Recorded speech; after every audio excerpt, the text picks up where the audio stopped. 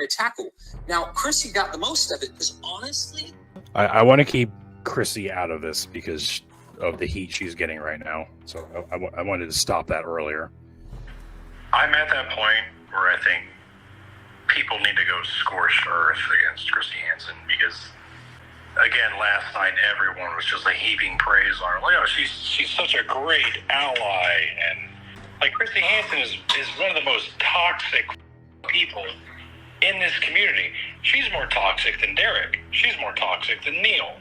You use the term the blacks multiple times as a noun. That's not a good look. That is not a good look. The blacks is not a noun. The blacks is not a noun.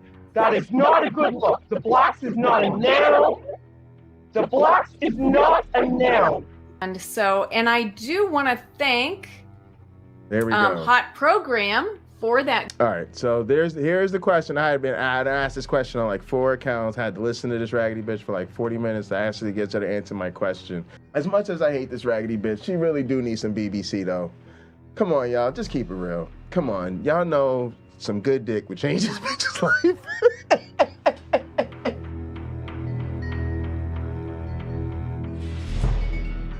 In this video, you will attain 0 gnosis. My apologies for those who are not into petty YouTube political drama. In fact, I was very happy to see the comments of my last live stream of mostly disappointment and people saying, please don't do this. Please go back to your normal content.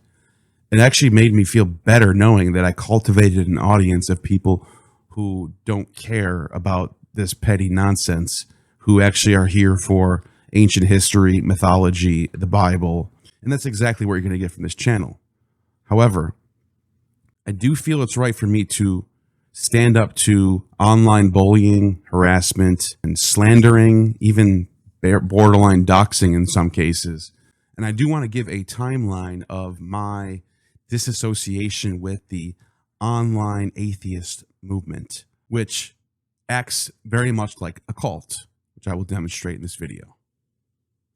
In this video, I'll be doing what's called an internal critique. Now, I have to say that very slowly for people like Dan McClellan, Ricky Brock, Shannon Q, and others who think that me pointing out moral inconsistency is somehow a false equivalency. No, this is called an internal critique, which involves evaluating something like an idea within its own framework or by its own principles, focusing on identifying strengths and weaknesses without relying on external perspectives. In this particular case, I am not agreeing with the claim that when you platform somebody, you normalize their behavior. This is the claim that was weighed against myself for hosting Bob Price recently and other times like Janja, for example.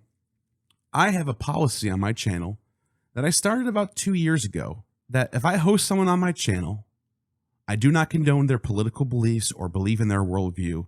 I have them on because I want to have interesting discussions about their particular area of study, even if I disagree with them. However, I didn't always have this policy.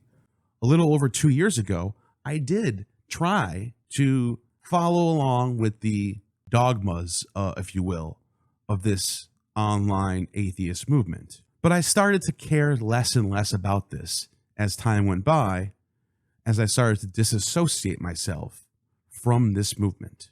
I am not defending Bob Price or trying to make people think that they should still watch me or that they shouldn't criticize me.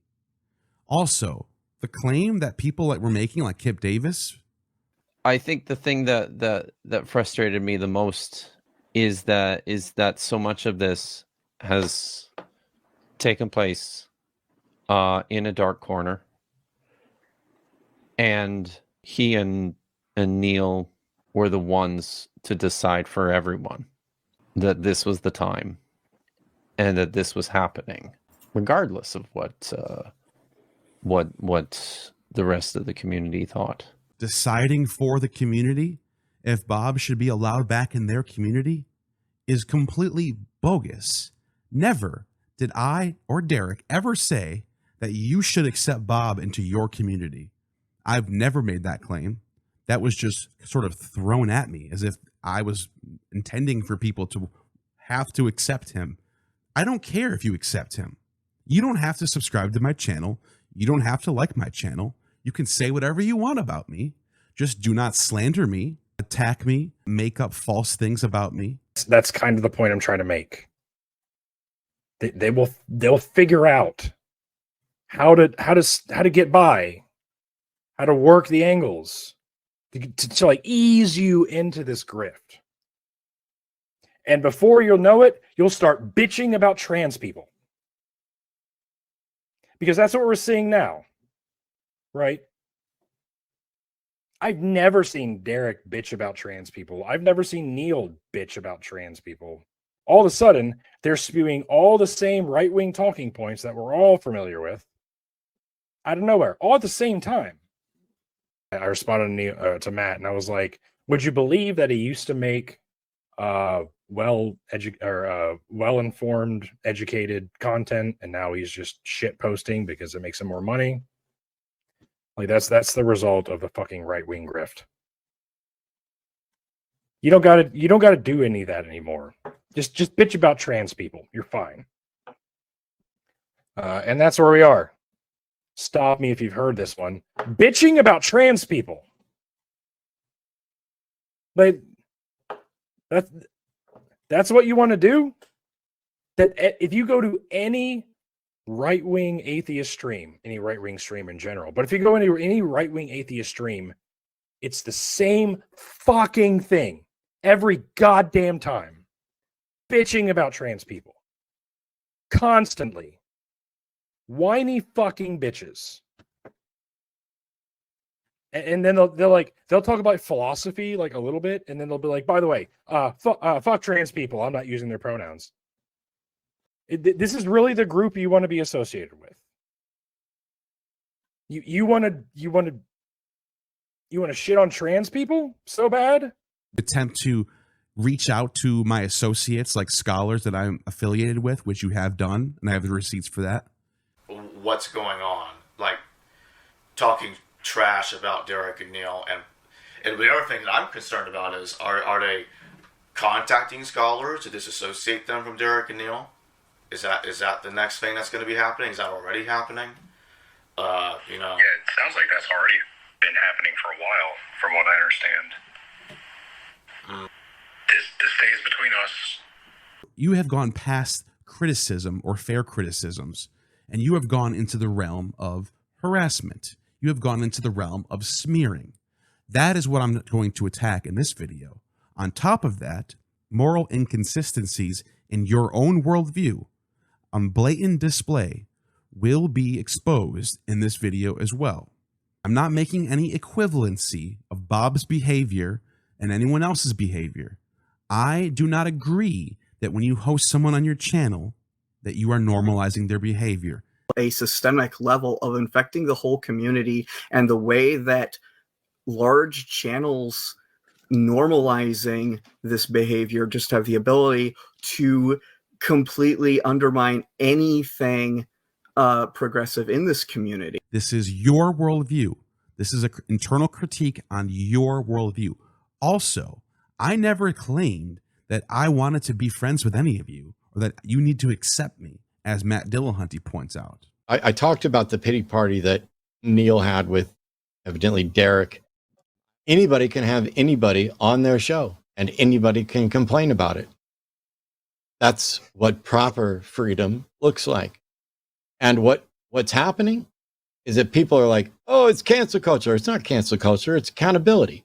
It's like saying, hey, I invited all of you into my house and you said something shitty, so I kicked you out. And then all the people in the house went out to a restaurant and you were there and tried to come over because it's a public place and you still want to hang out with us. And we looked at you and said, we don't want to hang out with you.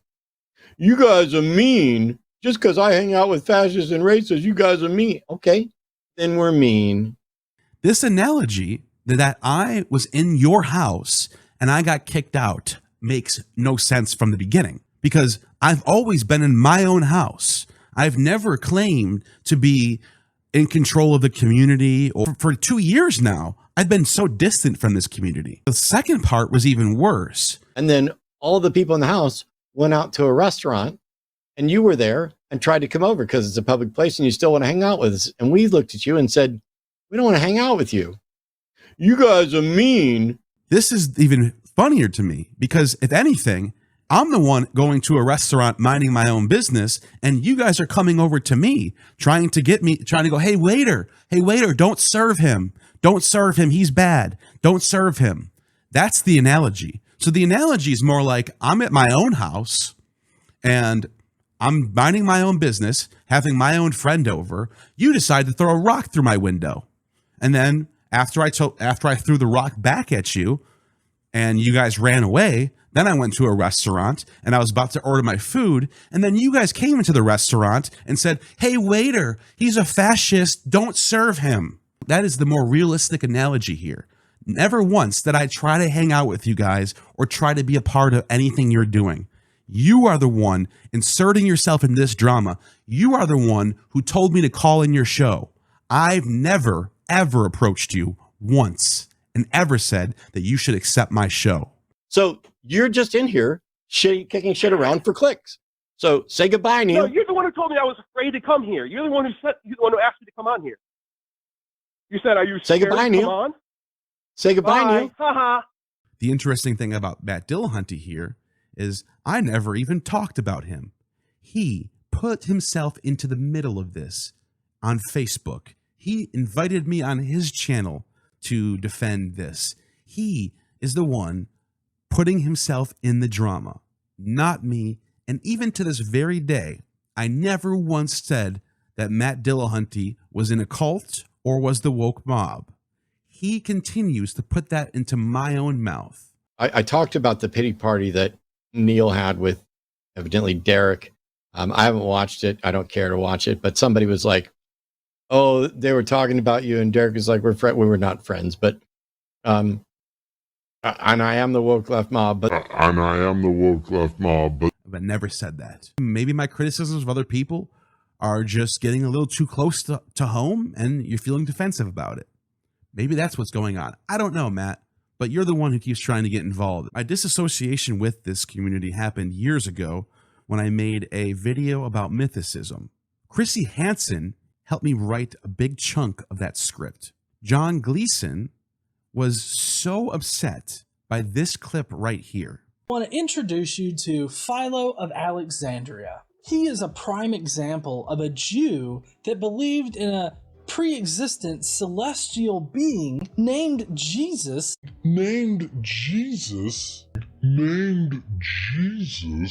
Philo of Alexandria, he wrote in the 20s to 40s AD, so roughly shortly before Paul, shortly before Christianity, or coterminous with it.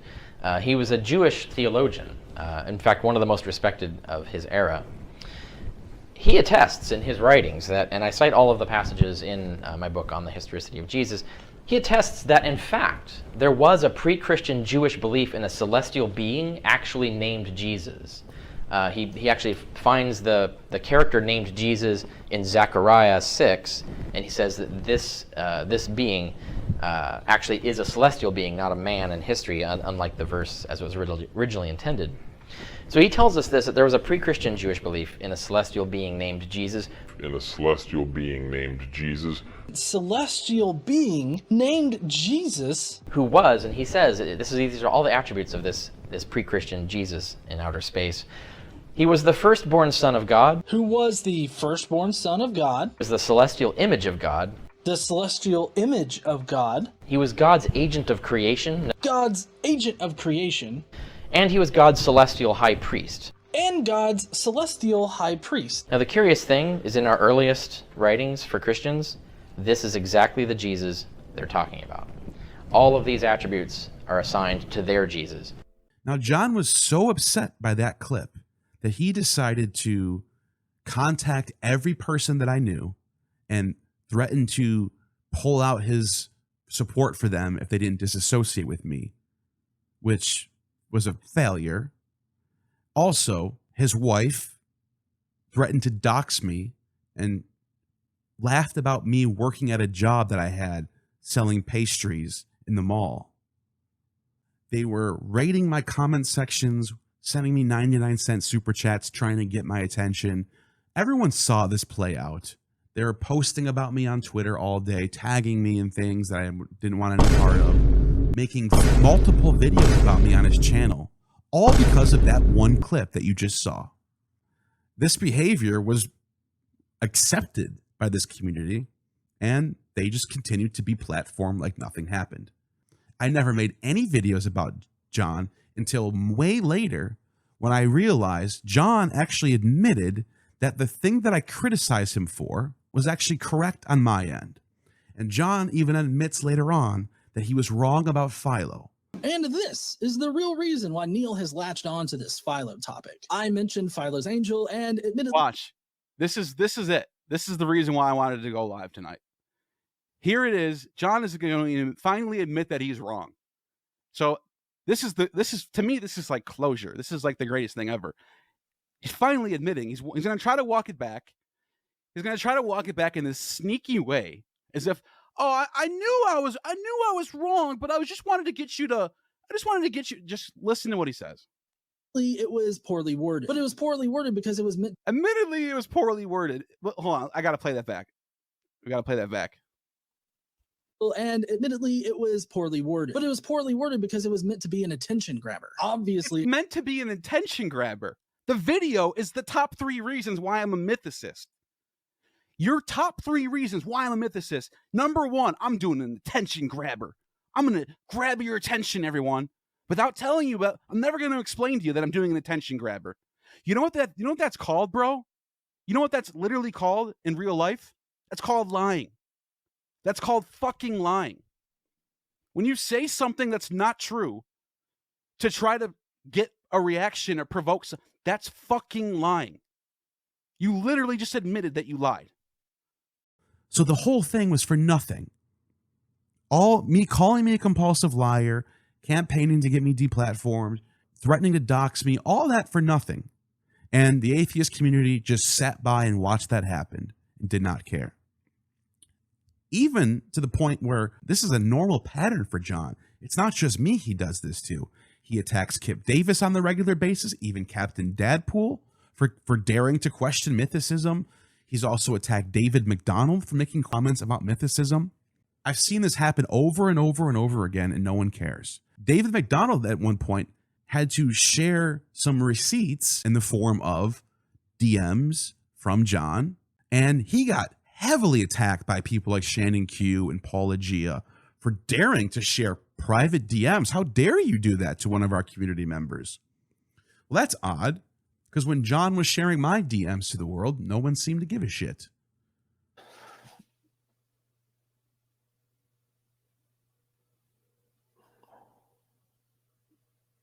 By the way, John and his wife used to make fun of my channel for being smaller and say that my channel was going to die because of the decisions that I was making. Well, that sucks, because since then, I've grown 200,000 subscribers and more. They are still in the 60,000s, exactly where they were 3 years ago. So,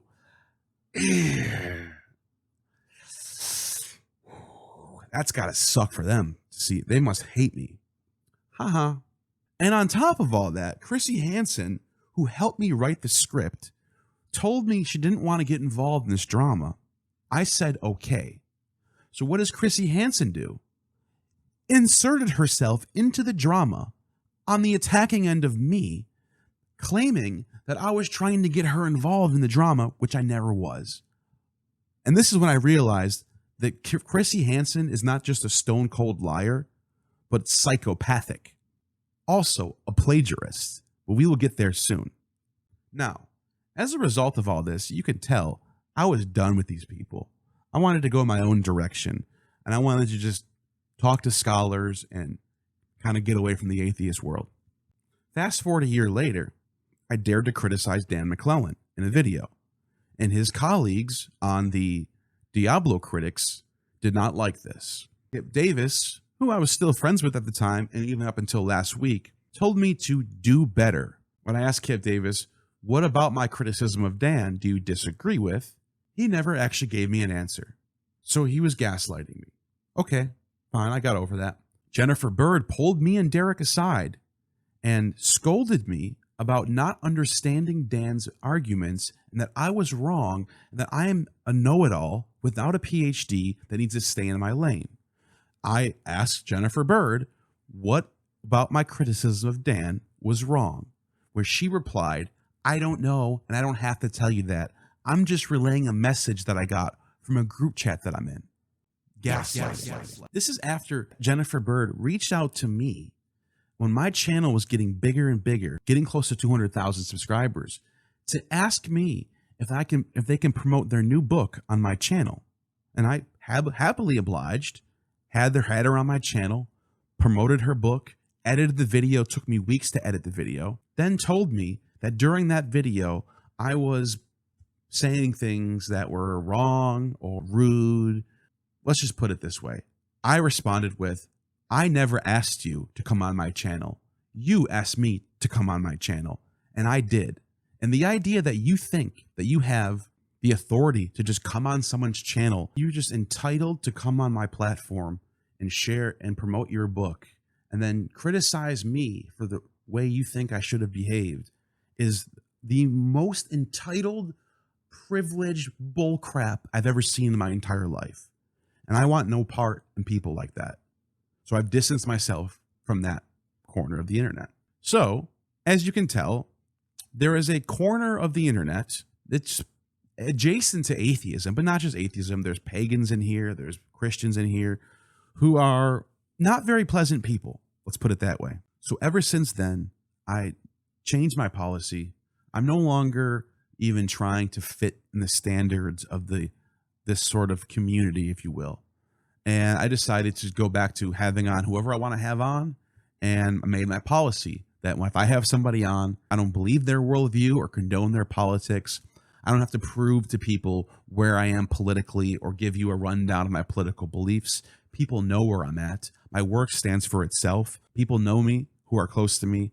I'm probably somewhere in the center left. I don't have to prove that to you, nor do I care to. Nor is that important on this channel. I don't care if you're right wing or left wing. I care about what's on this channel, which is ancient history, mythology, the Bible.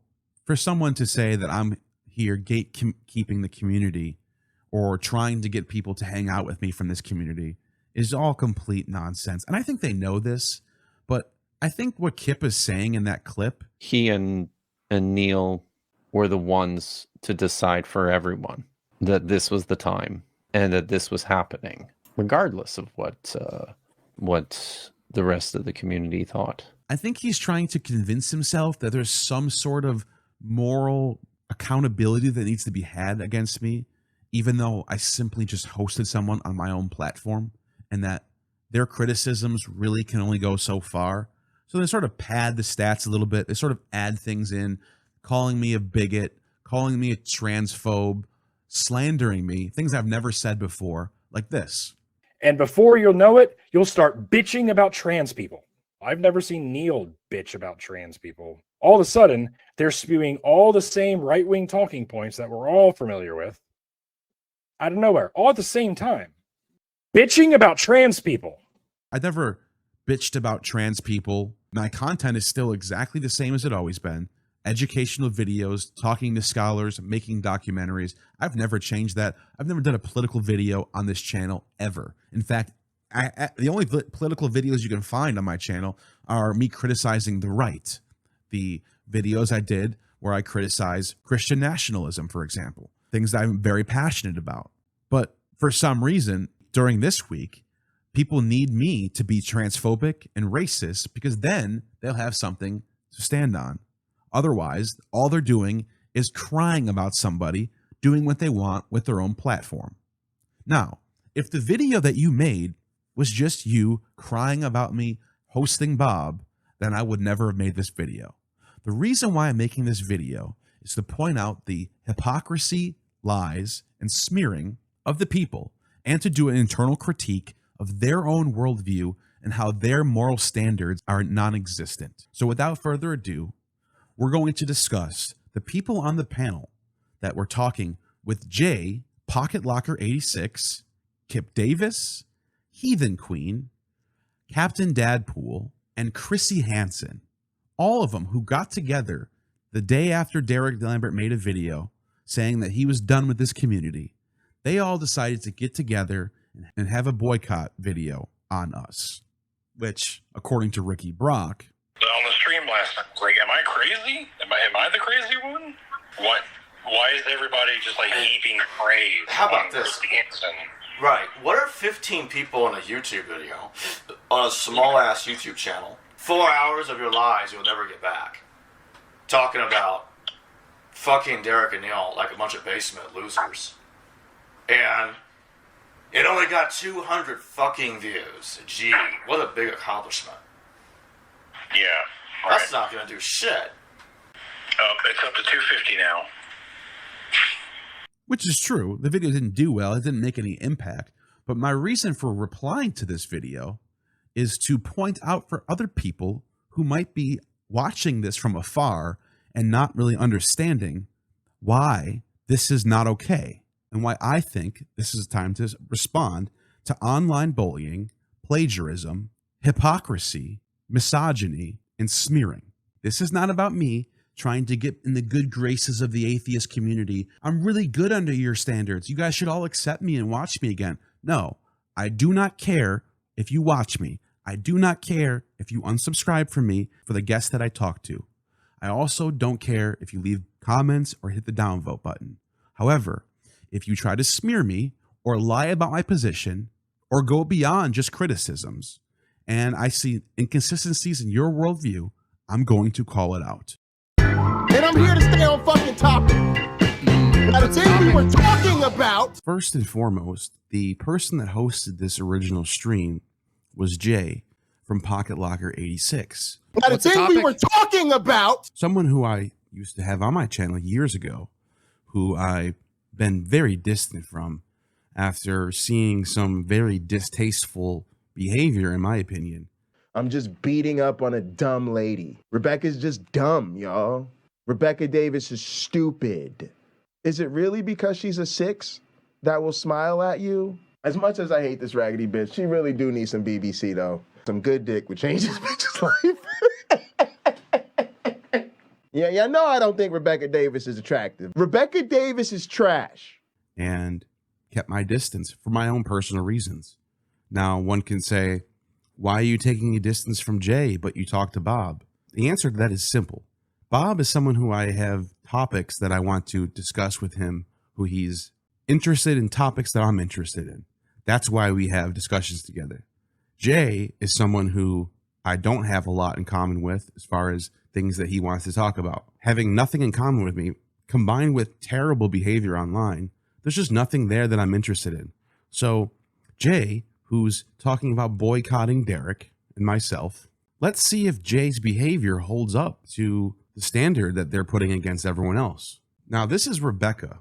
Rebecca is a Christian who put herself out there online, and as far as I'm aware of, was extremely friendly to atheists and people who aren't Christian, critics, and was out there debating, talking to Pine Creek, talking to other people online.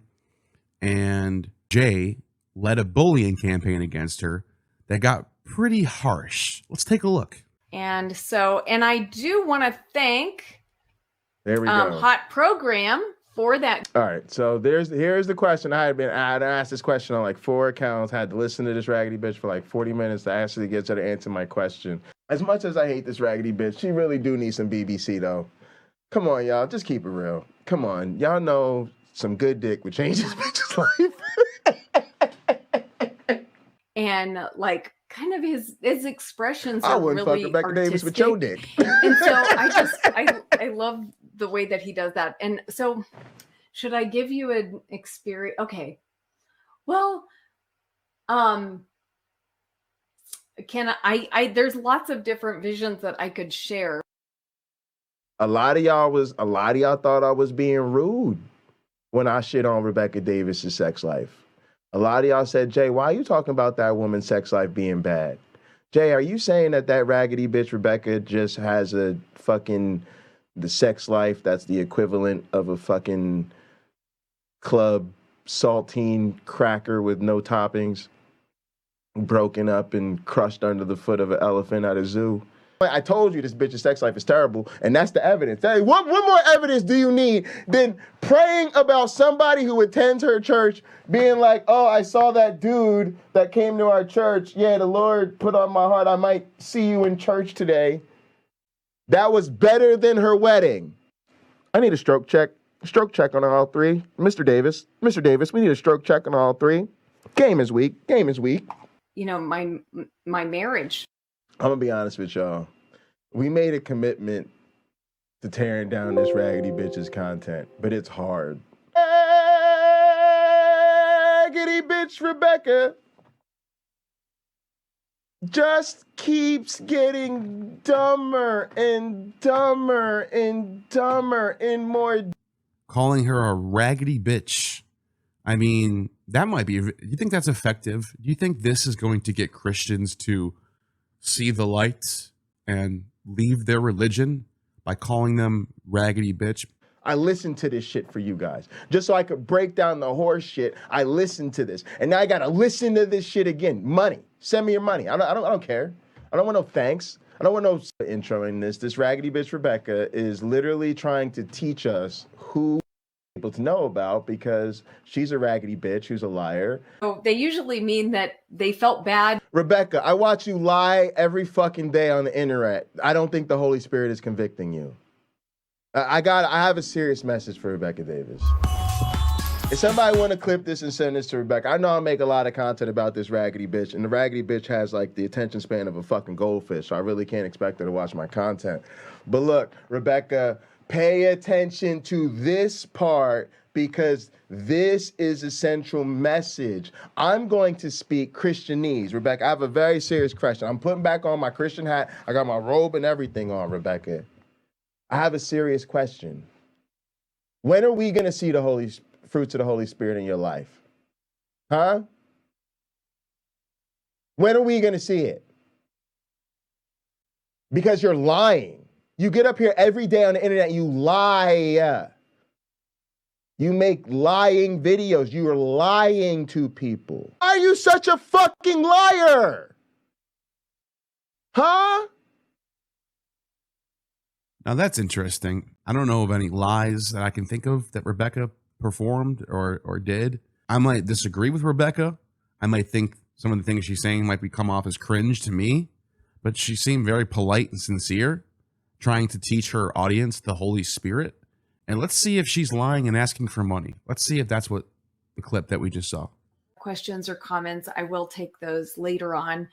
And so, wow, I just have to start by saying the Holy Spirit is so important, and the Holy Spirit is the source of the best moments in my life.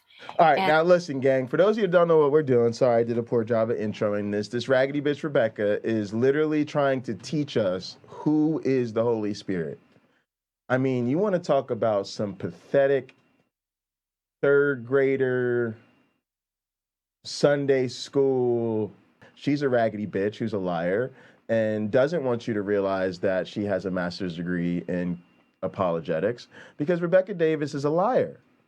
That's right. Rebecca Davis is a fundamentally dishonest person, y'all. But anyway, she's literally trying to teach us who is the Holy Spirit. That's right. Send me all your money. All your money. I want all your money. So that's all she did, was get on a YouTube channel, like myself, like Jay, like Kipp Davis would do, like Derek would do, like anyone would do, and decided to talk about her passion, which is Christianity. Unfortunately, atheists are allowed to call them raggedy bitch because they're Christians, and Christians are bad. Christians equals white nationalism, racism. So therefore, we get to attack them, call them raggedy bitch, and so forth. Let's see what else Jay has to say. Rebecca, you know what I just realized sucks about Rebecca's life, y'all? I'm going to be honest with y'all. We made a commitment to tearing down this raggedy bitch's content, but it's hard. Her shit's hard to watch. Rebecca Davis is really stupid. I'm gonna be honest with y'all. We made a commitment to tearing down this raggedy bitch's content, but it's hard. Her shit's hard to watch. Rebecca Davis is a raggedy bitch. Literally, her whole fucking thing that people keep, and again, this is what's so funny about her simps and her defenders. You talking to somebody that used to carry water for this bitch. I'm trying to help you out. I'm trying to do you a favor. I'm trying to expose this person to you so you. I wasn't aware that Jay had to listen to this. I mean, I don't listen to her. I just don't listen. It's that simple. In fact, when I do my criticism of Christianity, I don't call women raggedy bitch. It's not effective. I go into the text. I compare John to the Bacchae. I do comparative mythology. I talk to experts. I don't just call women bitches. Is it really because she's a 6 that will smile at you from behind a crucifix necklace? Like, look, do some soul searching tonight before you go. Look yourself in the mirror and ask yourself, is that really what it takes? If you just a 6 with a smile, am I just gonna, and I'm being generous with the 6, y'all. I'm being generous with the 6. Yeah, no, I don't think Rebecca Davis is attractive, but I'm trying not to rag on her. Everybody's having a tough week. All right, we're gonna be generous here. Is that really all it takes to impress you atheists? A 6 with a smile, and then it just don't matter what the fuck comes out of their mouth? When I make content about Rebecca Davis, I'm like this mad at Rebecca. I'm like this mad at the fucking atheists that still support this bitch. Rebecca Davis is trash. Rebecca's dumb. Rating a Christian woman a 6, calling her a bitch and trash, and saying that she's stupid. This type of behavior right here is just antagonistic, and it doesn't come off as being serious or sincere. You're not trying to debunk anything. You're not pulling up any text of the Bible. You're not doing anything to convince Christians that they should leave their religion. All you're doing is actually making them think that they're being persecuted. You're actually giving them the thing that they think that makes them Christian. They're carrying their cross, and you're the one whipping them like a Roman soldier. Very bizarre. What a bizarre thing to think that this is effective. But good thing is, hardly anyone watches this. It barely has a few hundred views, which makes me think, why would Captain Dadpool, Kipp Davis, and Heathen Queen decide this is the platform to go on to boycott myself and Derek? I don't know Maya, but it appears that she's also in the chat calling her a raggedy bitch. People who behave this way, I don't listen to you about when it comes to anything morality-wise. You're morally inconsistent. Rebecca's dumb, deluded, dishonest, or a terrible combination of all three. Now, when y'all gonna stop defending her so I can stop watching this? I'll be honest, I don't even really like watching Rebecca. The thrill is gone for me. Like, it just isn't even that fun anymore. She's like not that good of a punching bag. She's really just dumb. I'm just beating up on a dumb lady. Rebecca's just dumb, y'all. Y'all want me to be more specific? She doesn't have the education. She can't cut it. She can't hang. She doesn't know what she's talking about. Rebecca Davis is stupid. When I confronted the panel about being on stream with Jay as a horrible choice to do a boycott for Derek, what did they say? Well, here's their responses. So this is Jay from Pocket Locker, and he said Jay made a stream calling this woman garbage and trash and rated her a 6. You were on his stream the other night. Do you support this kind of rhetoric?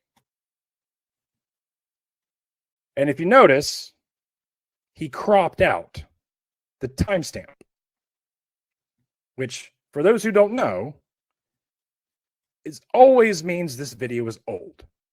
So my wife looked it up. 2 years. It's 2 years and 1 month old.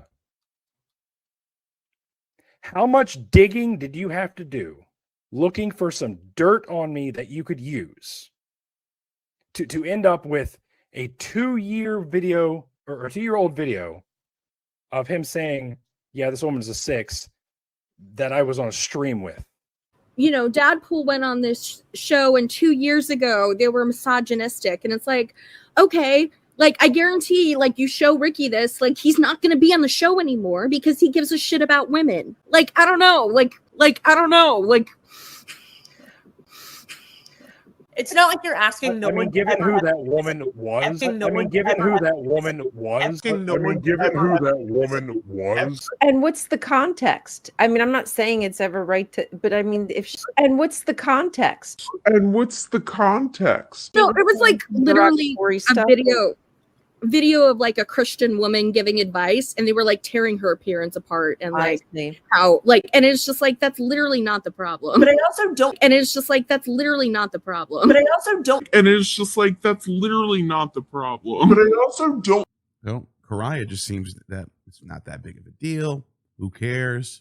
Whatever. Captain Dadpool, what are your thoughts on this? I mean, given who that woman was, given who that woman was, given who that woman was. Look who it is. It's because it's Rebecca. You're allowed to call a woman bitch and trash and rate them 6 and talk about their sex life, harass them, bully them, because it's Christian. It's a Christian. It's Rebecca. Look who it is. And look, this was 2 years ago. This is 2 years ago. Which, by the way, under that logic, why are we still mad at Bob? If all this stuff Bob did was past 2 years ago. Now, I know what the people are going to say. But Bob is racist. He's right-wing. This is different. That's your worldview. Go ahead. Go ahead. Bask in that worldview. Cancel Bob. Don't come out. Don't watch my channel anymore. But just know, I don't care what your thoughts are. The reason why I'm bringing Jay up in all this is because he's the one who hosted the stream about boycotting me and Derek.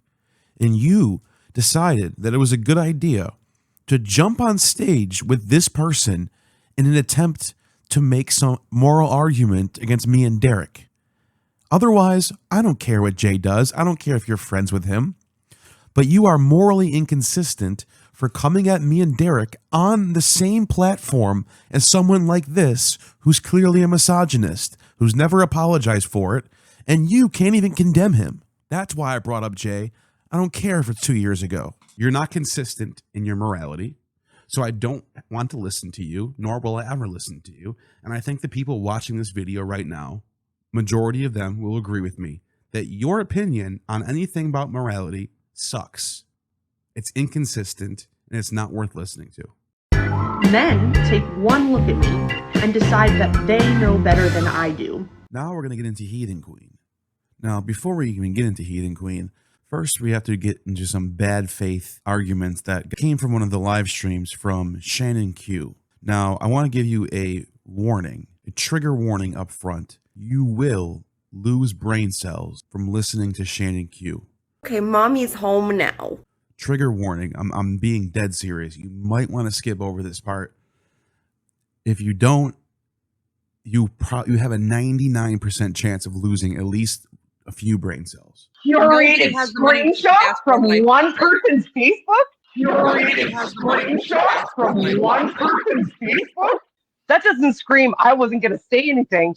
That screams I've been waiting for this moment. Is that the best? Screenshots from someone's Facebook? Whoa, chill out. First of all.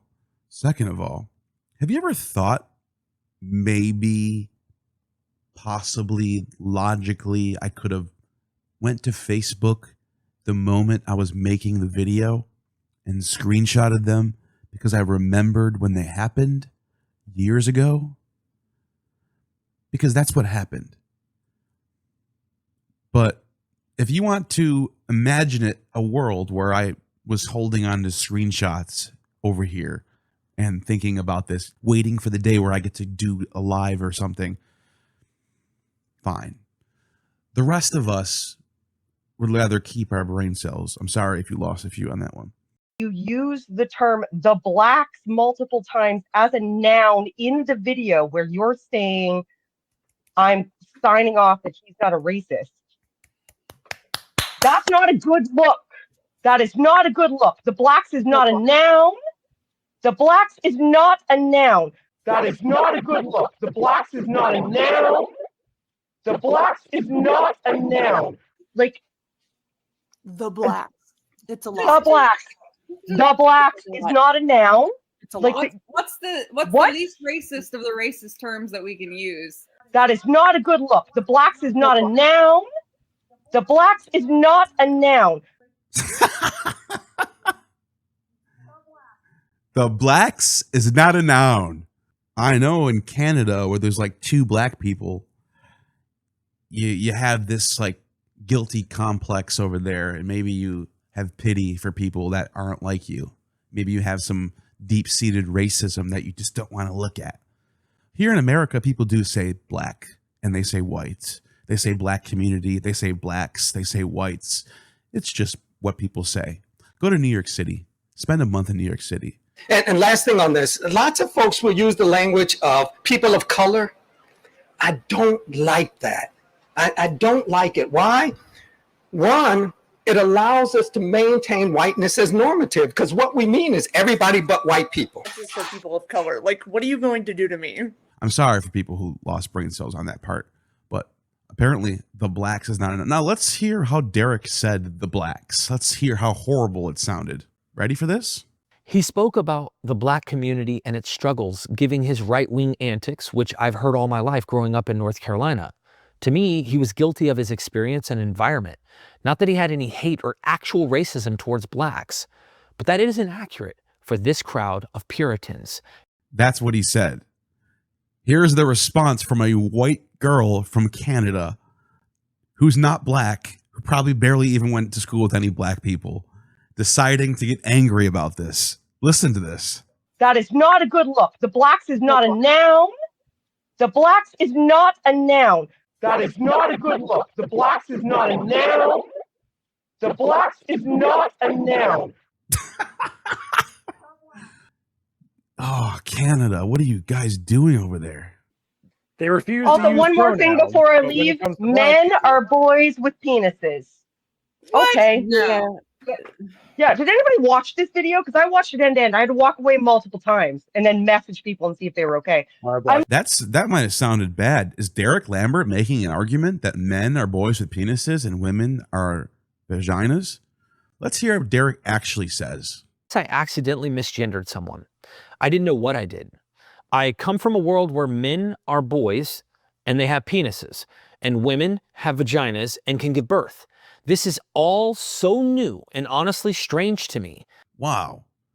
Almost as if that didn't happen, and Derek was telling a story about how he accidentally misgendered somebody and how he came from a world, a traditional world, where people pushed the idea that men had penises and women had vaginas, which is normal for most people who are above 30 years old. That's the world most of us came from. Now, apparently, according to Shannon Q, hopefully this is not a Canadian thing. I don't think it is. You're supposed to just lie and pretend that you came from a world where everything was completely up to date, where you grew up knowing that gender is fluid. Gender is fluid, everyone. No, Derek is saying that he came from a world where that wasn't the case. I don't know why this is even being explained here. Again, I gave you a trigger warning. Like your education. Like he was talking about how she started school 3 weeks ago and all of a sudden she feels like she can weigh in. She feels like she can weigh in. So true. Okay, Your so degree, motherfucker. Really? Is that what I said?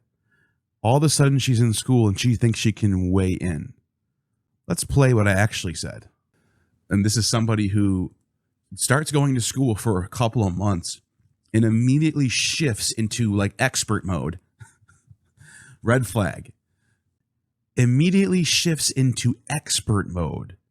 Is that the same as me saying She feels like she can weigh in. she shouldn't have a take on stuff? She puts up a story, which probably didn't happen, because I don't know about you, but most people who read Heathen Queen's Facebook post don't think they're real. They sound like they're just made up. Like this is what she wrote. Someone tried to proselytize to me earlier. They were showing me a little booklet with Hebrew, which I had to read to them because they only knew one word. I don't believe you. This sounds fake. This sounds like one of your made up stories that you always tell about dudes hitting on you all the time. I don't believe you. You sound like a crazy person. And by the way, a lot of people agree with me on this. In fact, one of them was Kipp Davis. And I'll remember like it was yesterday. He might lie about this. He might deny it. But Kipp, you and I both know this happened. Where me and him, I picked him up for the airport. We stopped at a Wendy's and we were talking about people that we're mutual friends with. And Heathen Queen got brought up. And we both were like, what the fuck is going on with this person? What a mess. He agreed with me on everything. He was not a fan. Let's put it that way. What the fuck is going on with this person? Every single time there's some sort of chaotic turbulence happening in this person's life. Now, I made a comment about this in the video with Derek. And another act of bad faith completely took me out of context, saying that I was calling her a drug addict. Jess's fucking Facebook post with the date still on them. Jess's fucking Facebook post with the date still on them. I was like, so you're telling me this bitch had car trouble 3 times in 4 years? Gee, you're right. She probably is a drug addict because that's never happened to me. Holy shit. I'm a drug addict. think- What do I know? Jessica is a fucking idiot and also a drug addict because her car had trouble. And I was like, what the fuck? Like, that's like, Behold, being a woman on the internet. 4 years. Behold, being a woman on the internet. Once again, let's play the tape and see what I actually said. Number 2, red flag. Always getting their car stolen in the middle of the night. Someone crashes into your car. My car was stolen Saturday night. My car has remote GPS. I disabled my car in Starlink. It's been 24 hours and not a single officer has the time to go where my car is. Okay, that's normal. I guess people get their cars stolen all the time, right? It happens to everyone, right? Car was hit in the middle of the night. Someone just driving by your car and hits your car. Oh, okay. Wow, you just have really bad luck. And then all of a sudden you have another post where somebody got hacked into your bank account and stole all your money. All your student loans gone overnight. Wow, that sucks. Bank of America, it's your fault. After a while, when I start seeing things, I obviously, disclosure mode, I've talked about this on my channel. I come from a very rocky past. Drug addiction was involved. I've been to prison. I've been to multiple rehabs. Sounds like myself. She sounds like me in my early 20s. Now, I don't know her. I don't know if she's doing drugs. I don't really care. No, I don't know her. I don't know if she's doing drugs. I don't really care. Specifically said, now I don't know her and don't know if she's doing drugs, don't care. I was talking about myself. When I was in active addiction years ago, 8-9 years ago, my life was a mess and I was constantly doing similar things that Heathen Queen does today. Having your car stolen on September 2021, then on August 9th, 2022, having somebody break into the side of your window again. And then, not even a month later, someone hits your car in the middle of the night. And then literally a week after that, your entire bank account gets drained and someone steals your credit card. All within a year. That is not normal. In fact, I was curious. I went on some statistic websites and looked up, like, what are the odds of having your car stolen? It's 1 out of 3,000. And according to the National Insurance Crime Bureau, vehicles stolen nationwide has been dropping year by year by year. You're less likely to get your car stolen now than ever. I don't know what's going on. This person is a train wreck. I don't care if that makes you mad. It's not because you're a woman. Behold, being a woman on the internet. That I'm calling you out because you're a female. Don't just throw that around because you think it's got a criticism card. What happened to gender equality? I don't care that you're a woman. I care that you suck. I care that you're a train wreck. I don't care if you have a dick, a vagina, or if you're an alien from Mars. If you act like this, I can read Hebrew. How can he? You suck. And I'm going to call you out for it. Kipp Davis is just scared to do it. And I'm not. Like your education. Like he was talking about how she started school 3 weeks ago and all of a sudden she feels like she can weigh in. So true. Okay, Your so degree, motherfucker. Well, this is That's okay. the thing, right? Like both ways, right? Like you might just be starting education, and they'll immediately insult you for not knowing enough. But then at the same time, if you have an opinion and you don't give your credentials before you state your opinion, they will immediately go to the first cis white male and be like, "Is she right? Does she know what she's talking about?" Don't even focus on that. Let's just look at the people who are delivering the message. Who are delivering the message, leveling the same criticism or holding themselves to the same standard that they're expecting others to adhere themselves to. No. Right? Because if you're saying, hey, look at this person, let's take gender out of it. Look at this person. This person has just started their education and feels as though they have the authority to weigh in publicly. That's crazy. Now, change this person with either one of them. Would they accept that criticism? No, they wouldn't. But like the people being like publicly dragged through these videos are women, and like often like women that had nothing to do with anything. If you're a white male and you criticize a female, it's not because you're criticizing them for some good reason. It's because you just don't like that they're female. This is identity politics, and it's dumb. Heathen Queen herself has pointed out to other people, until you have a PhD in a relevant topic, eat someone's entire ass. So this whole thing is just void now because it looks stupid and hypocritical. You're talking about not having a PhD and having an opinion. Heathen Queen's telling people the exact fucking opposite. I'm so sick of these people doing this stuff all the time. All performative, all hypocritical bullshit. No wonder why no one takes you serious. I am the bully. I was the bully. I will continue to be the bully because there's not real consequences for me. Like, I mean, they're like, not really, right? Like, there's consequences for trans people. There's consequences for people of color. Like, what are you going to do to me? Yeah, I want to. Interesting. I agree with you here. You are the bully. You will be the bully. That's what you've been doing online. That's what you will do online. And there will be no consequences for you as a privileged white girl. That's just truth. You nailed it. Fucking agree with you there. The problem is, when you go around acting like this on the internet, let's do a slideshow, will you? Brother, you couldn't pay me to spend enough time with you to siphon $7.95 you make from an hour at Walgreens. I guess minimum wage is something to be ashamed of, according to Heathen Queen.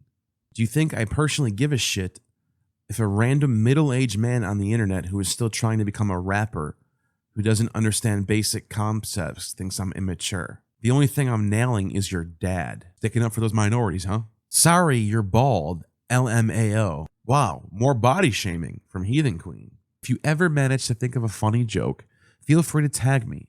But I'm not holding my breath, you no profile picture having 5'5" on a good day. I guess being short is bad, according to Heathen Queen. Hairline shooting from half court. I guess balding is a bad thing, according to Heathen Queen. Stealing dad jokes. Cook's ass hoe. Your wife is grateful that the only hard wood you have anymore is in your shop. God creating Jeff. Looks? Pass. Personality? Pass. Intelligence? Pass. Wit? Pass. Humor? Pass. Critical thinking? Hard pass. More body shaming? I don't even want to touch on this. What's it like to get no pussy? Are you looking in a mirror? You found my comment, bitch. I didn't even know you existed until you caped for this Ginger Franklin turtle lookalike. Did he pick you? Academic behavior right here. What are we, 14? Christian men, a story in 2 parts. He blocks like he comes prematurely. Bragging about being blocked by someone who's Christian? Is this the female J we got going on here? This is like middle school rhetoric coming from someone who's fucking crazy, obviously. Not saying y'all should, but feel free. Sending people to go attack someone online is actually kind of illegal, I'm pretty sure. It's what got you kicked off of Twitter, by the way. If you're not know, there would be way more filth in this slideshow if Heathen Queen still had a Twitter. Heathen Queen got kicked off of Twitter pre-Elon Musk. So don't say it was because of Elon Musk and she's a liberal. pre-Elon Musk. She got kicked off Twitter for body shaming, for harassment, for just acting like a 7-year-old child who logged into their parents' account. If Revelation 7:5 was a person, go choke on a dick. Eat my fucking ass. Are you harming conservatives when you criticize their views? Hopefully. I was in the faith for 20 years. You're a sad, hateful man who has never made a woman come and jacks off with a hair shirt and homemade whip. I don't have a bitter hatred, but your dad told me over pillow talk that he has bitter hatred for you. Toodles. Unfortunately, I'm all done with my charity work for the day. I'm no longer handing out jokes for free to someone whose brain is smoother than a marble and whose face could be double as weak. Old roadkill in the middle of summer in Louisiana, making fun of people's appearances. Anywho, think of me the next time you pump twice and fail to make your wife come, so you know the next time she's willing to play dead. This is the one who has the red carpet rolled out by Dan McClellan and Kipp Davis for live streams. This is so academic right here. I was impressed when you listed these achievements. I pegged your dad. This is what I did when I was 12 years old in middle school. This is how I talked when I was 12. Step 1, get good at sex. Step 2, get your money up or stop spending it on pussy. Step 3, get an entirely different personality. Liked by Heathen Queen, screenshotted, shared. No comment. Bless your heart. It's not cowardice to laugh at a joke. I just generally don't make a habit of replying to people who I don't respect and whose opinion matters less to me than the last shit my dog took. I made an exception in your case because every now and again I do community service and remind clowns like yourself that they're sad, lonely, and bitter because the last woman that touched them was their proctologist. You should really get that leak in your mom's basement fixed. Mold can rot your brain, and you don't have much of that left. Enjoy punching the air. This is great behavior. Gets you front page on the Diablo Critics page right there. That's what that gets you. Body shaming, making fun of people for making minimum wage, telling them that you fucked their mom and her dad. That gets you on Diablo Critics, man. Hey, man, you want to get on Diablo Critics? Go make fun of people who make minimum wage. Go make fun of bald people. Go tell people they're ugly. Body shame them. What else? Tell them that you fucked their dad. Tell them that they're poor. Tell them that they make minimum wage. All that stuff. You'll get letters of recommendations to colleges, and you'll be on fucking Diablo Critics. Whoa. You'll be in divinity school in no time. You hear that? Sorry your mom doesn't love you, but feel free to hire a sex worker to lose your virginity. Hot tip, learn to eat ass. I'm sincerely confused as to why you denounce the fact that you've never seen pussy publicly, but thoughts and prayers, bitch. I genuinely hope one day you have sex without the other person turning off the light. I am the bully. I was the bully. I will continue to be the bully because there's not real consequences for me. Like, I mean, they're like, not really, right? Like, there's consequences for trans people. There's consequences for people of color. Like, what are you going to do to me? Yeah, I want to. I actually agree with Heathen Queen in here. There is no consequences for her for doing all this stuff. She's just another privileged white girl who gets to go to divinity school and have the red carpet rolled out for her. Who does bear the consequences of this? Well, when the political winds shift in the next direction, all the damage that was done in the 5 to 10 years when Democrats were in power in institutions, or running Twitter, for example, when it was okay for Heathen Queen to go around and tell conservatives that they're bald and they make minimum wage and that they're ugly and that their dads got fucked. And now, if you go on Twitter, what do you see?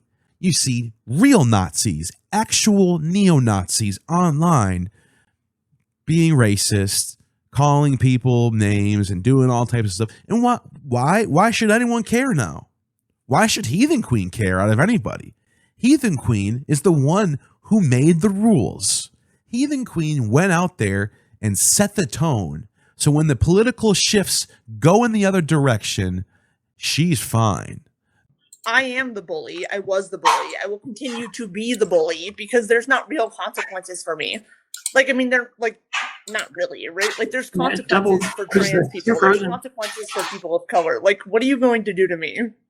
Yeah, I want to. And now the Nazis are online, wreaking havoc on minorities and gay people and trans people online with no consequences, because the game was set where you can say whatever you want. You could be as edgy as you want, because that's the way it was for the last 5 years.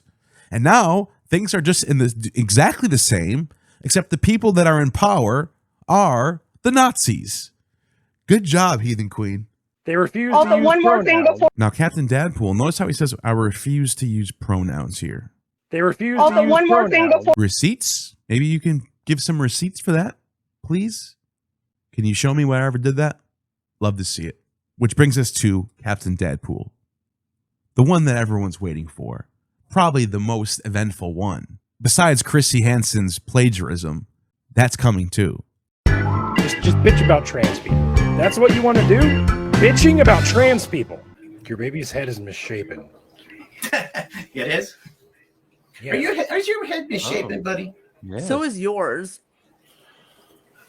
Not like He's semi-bald. He's semi-bald because you want to know. I'm being serious here. This is like Part of the reason it's misshapen is he was preemie and he didn't go through the birth canal. But okay. Now, with Ricky Brock, someone who unironically posts that when you ever get accused of being racist or transphobic or something, just ignore it. Because if you defend yourself, that means you're guilty. Someone gets accused of sexually assaulting somebody, just ignore the girl. No one will ever think it's you. Why would you defend yourself?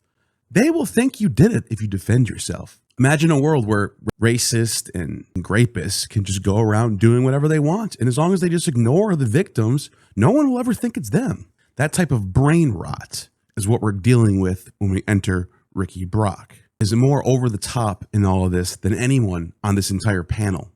However, behind the scenes in private, Ricky was actually the most supportive, and I have the receipts. We will get there. However, when this thing all popped off, Ricky was the most active online, talking about Robert Price and why he should be lionized, telling Derek that he should put eyeshadow on so we can see the tears better because, you know, apparently women are crybabies and Derek's a woman. Posting about me multiple times a day on all of his platforms, either tagging me or reposting me, either in some sort of bad faith, out of context, skewing of what I'm saying. In the case of here, when I posted to the people, if you speak out against these people online, nothing will happen to your channel. Well, he decides to take that into his own account, that means I'm bragging about how many subscribers I'm getting for being a right-wing grifter. And this is not me just exaggerating.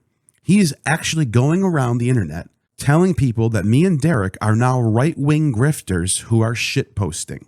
Would you believe that he used to make well-informed, educated content and now he's just shitposting because it makes him more money?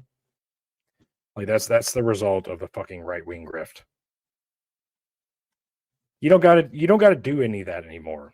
Just bitch about trans people. You're fine. Completely fabricating and making stuff up about us, smearing us, going beyond the criticisms that you get from the panel. And this was multiple times a day, basically for an entire week, posting about me nonstop on all the platforms, setting up live streams to do boycotts of me and Derek, posting screenshots of Derek having a new channel. So that means he's a right-wing grifter because the channel is a military channel, which is odd because Ricky Brock constantly shows off that he was in the military. So under his own logic, isn't he a right-wing grifter too? Actually would have more receipts and there was more posts done and more tagging, but he deleted it all. Why did he delete it all? Well, Ricky thought it was a good idea to show the world voicemails from Derek. So Derek starts messaging me. He hasn't talked to me in a year-ish. Suddenly, he's like, dude, what is your fucking problem? Hey, man, you know, some people say these are talking points of the right here and all this and that about trans stuff. And I'm like, probably is, because I come out of a normal, you know, sex and... Now, Chrissy got the most of it because honestly, I've watched Chrissy for... All right. Y'all get the picture. I want to keep Chrissy out of this because of the heat she's getting right now. So I wanted to stop that earlier. Private voicemails that Derek sent to Ricky in private. Ricky thought it was just okay to just share those voicemails with the entire world on the internet, and also share my private DMs to the world. Neil has been going fucking ballistic on Twitter and Facebook, but mostly Twitter. So he starts just look at shit. You can read it. You don't. And when I called him out for being a hypocrite, for acting one way in public and acting the exact opposite privately, he told me that I had his blessing to go and share the receipts.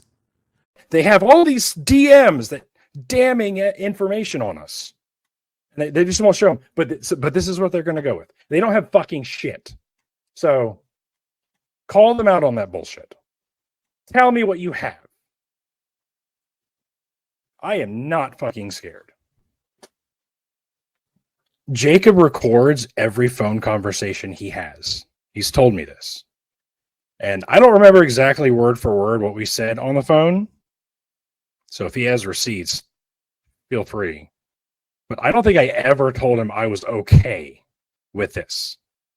Here's the tape of Ricky completely acting like the exact opposite in public and private. To tackle. Now, Chrissy got the most of it because honestly, I want to keep Chrissy out of this because of the heat she's getting right now. So I wanted to stop that earlier. I'm at that point where I think people need to go scorched earth against Chrissy Hansen because, again, last night everyone was just like heaping praise on her. Like, oh, she's such a great ally and she's so knowledgeable and like, no, you're not. Y'all haven't been paying attention. Like, Chrissy Hansen is one of the most toxic fucking people in this community. She's more toxic than Derek. She's more toxic than Neil. Mm-hmm. They are the fascists they accuse everyone else of being, Ricky. That's fascism. That is actually fascism. Yeah, I agree. Because they're like, you're left, but you're not left enough. And I'm like, no, I'm more left than any of you. That's like a Christian saying that you don't believe in Christ hard enough. I'm like, they're acting the same fucking way with politics. Like, this is that fundamentalist upbringing coming through. When you deconstruct from a religion as a straight white guy, there's kind of an extra step you need to take. And that's deconstructing the privilege that is afforded to you by that. A lot of atheists don't take that step. That's why there's atheist flat earthers out there. I know atheists who don't think women should vote because they didn't take that extra step. Oh, Jacob's racist. He's white supremacist having Bob on. I'm glad you're not one of those people. Yeah, I don't even think Neil and Derek are, like, I wouldn't even say that about them. Of course not, but Chrissy would. Right. It's like, I disagree with the decision. It's not a decision I would make.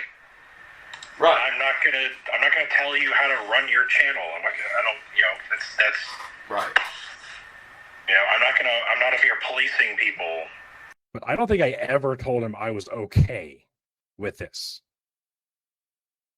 I was straightforward with him from the beginning. So, like, Derek, if Jacob told you that I said I was okay with that was a fucking lie. Or maybe he heard what he wanted me to say, and you heard what you wanted to hear him say that I said. I don't fucking know.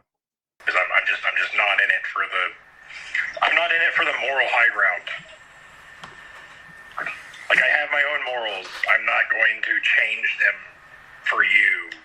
Like, you can't call everybody to be immediately hardcore left, white people are evil type. Like, that's not going to work. I know men are the head of the household, and we should have the rights over their bodily autonomy. But what do they have to say about that? Why don't they seem to agree? It's just like you're doing too much, and that she's so good at that. She's got a lot of people scared of her, which I don't get. I talked about this with Pat. He was like, I'm not scared of her. I'm like, I'm not either. Like, Dr. Josh is scared of her. I think Kipp is scared of her. Now, here's what I want to ask you, because I respect your context and you know, and your stance.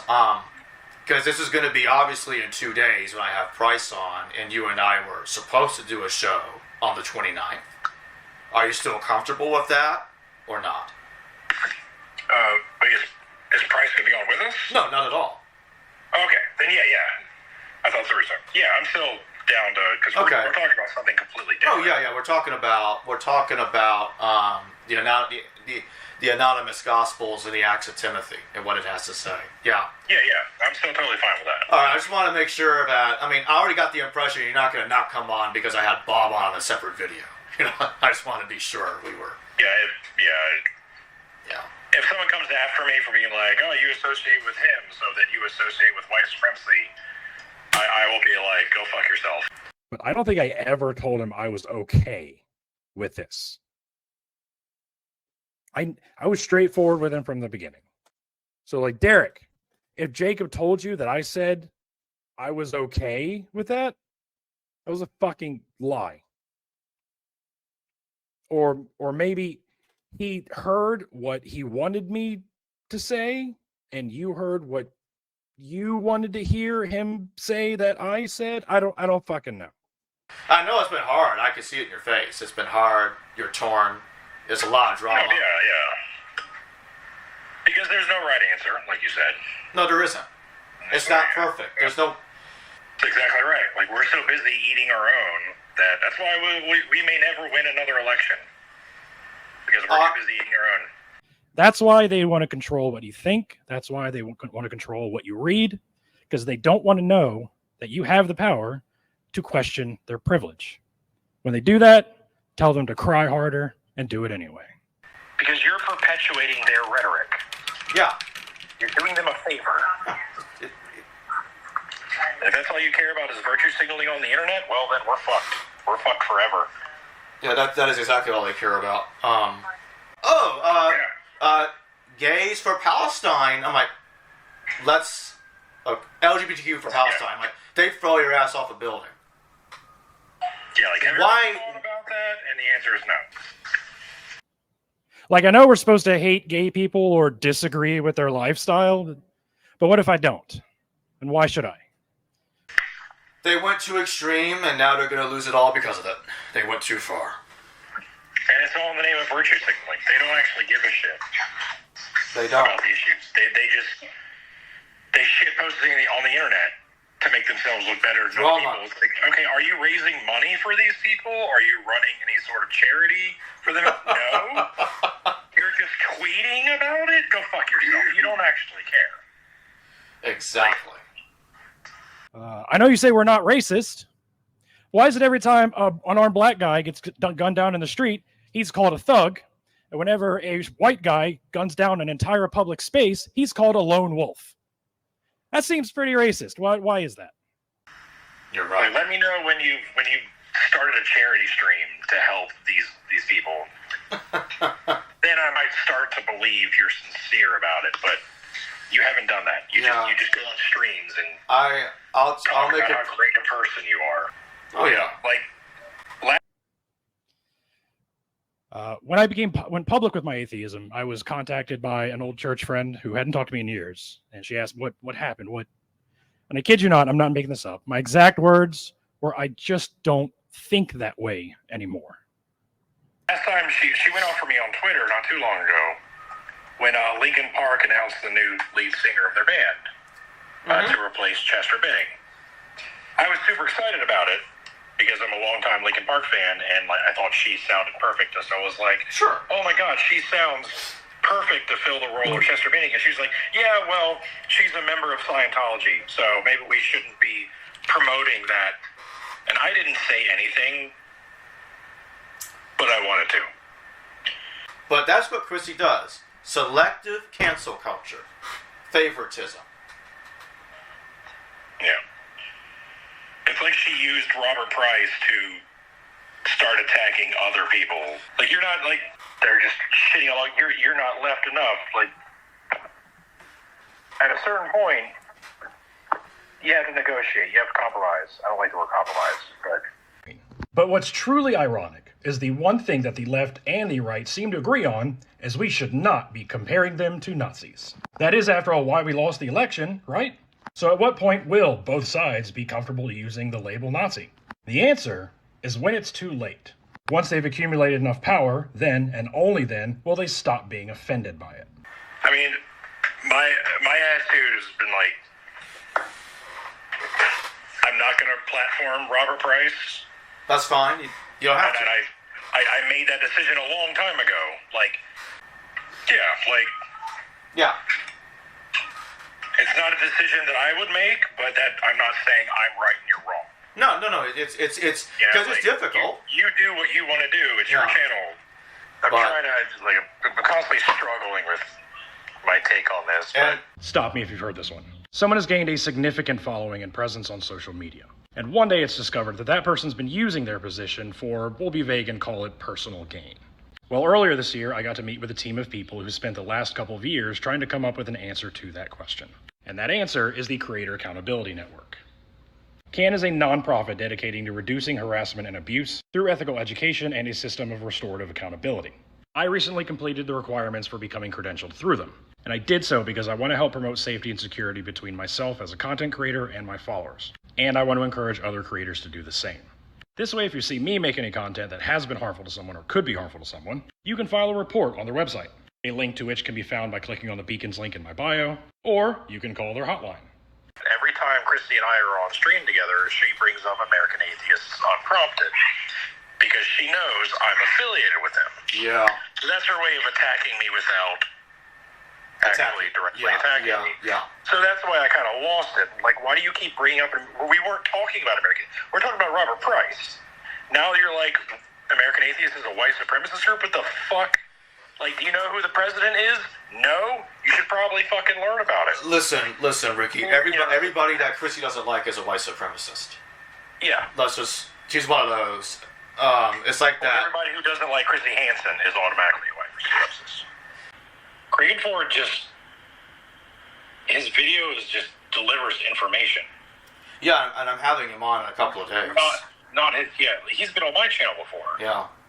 Like, he just gives information. He doesn't express, like, opinion. He's just like, this is what this ancient text says. This is how it's connected to this other ancient text. Like, he does what I do. I'm just delivering information.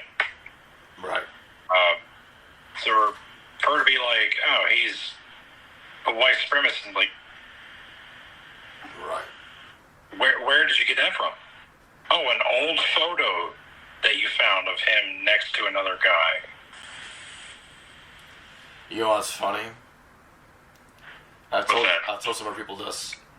Chrissy has no idea that she's behaving like Ralph Ellis with that crap. That's exactly how Ralph Ellis thinks. That's so true. If she heard me say that, she would flip out so hard.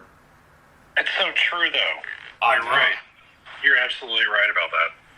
It's hard to navigate everything that's happening right now. I hate drama, and I don't like being a part of it. Which is bananas, right? Like, why? Like, we're supposed to be the skeptic community that demands evidence. Like, what evidence do you bring to support the accusations that you're making? And people like Chrissy Hansen are just like, I don't have any evidence. I'm just saying these things. No. Yeah. And that's what I called her out on last night. Like, okay, I need more information than that. And it was disturbing how many people came after me. Like, why are you asking these questions? It's a valid question. Yes. Like, why are you mad at me for asking for evidence? Because that's what our community is supposed to be all about, right? Yeah, it's because Chrissy is in the same party as they are, because she's trans. Everything she says is gospel. That's the logic. Everything she says is gospel. Which which is so fucking hard to swallow for me. Like, They don't understand that that's literally what causes transphobia to spread right there. yes, thank you. Right? I mean, they are creating transphobia. Because I want this to be from the heart. Disclaimer, real quick. I don't exactly know where all this is going to go. I have some screenshots and DMs that I will probably share some of. I know not everybody is comfortable with that, but here's the thing. These are all my DMs. I'm not doxing anybody. And the second thing is, fuck them.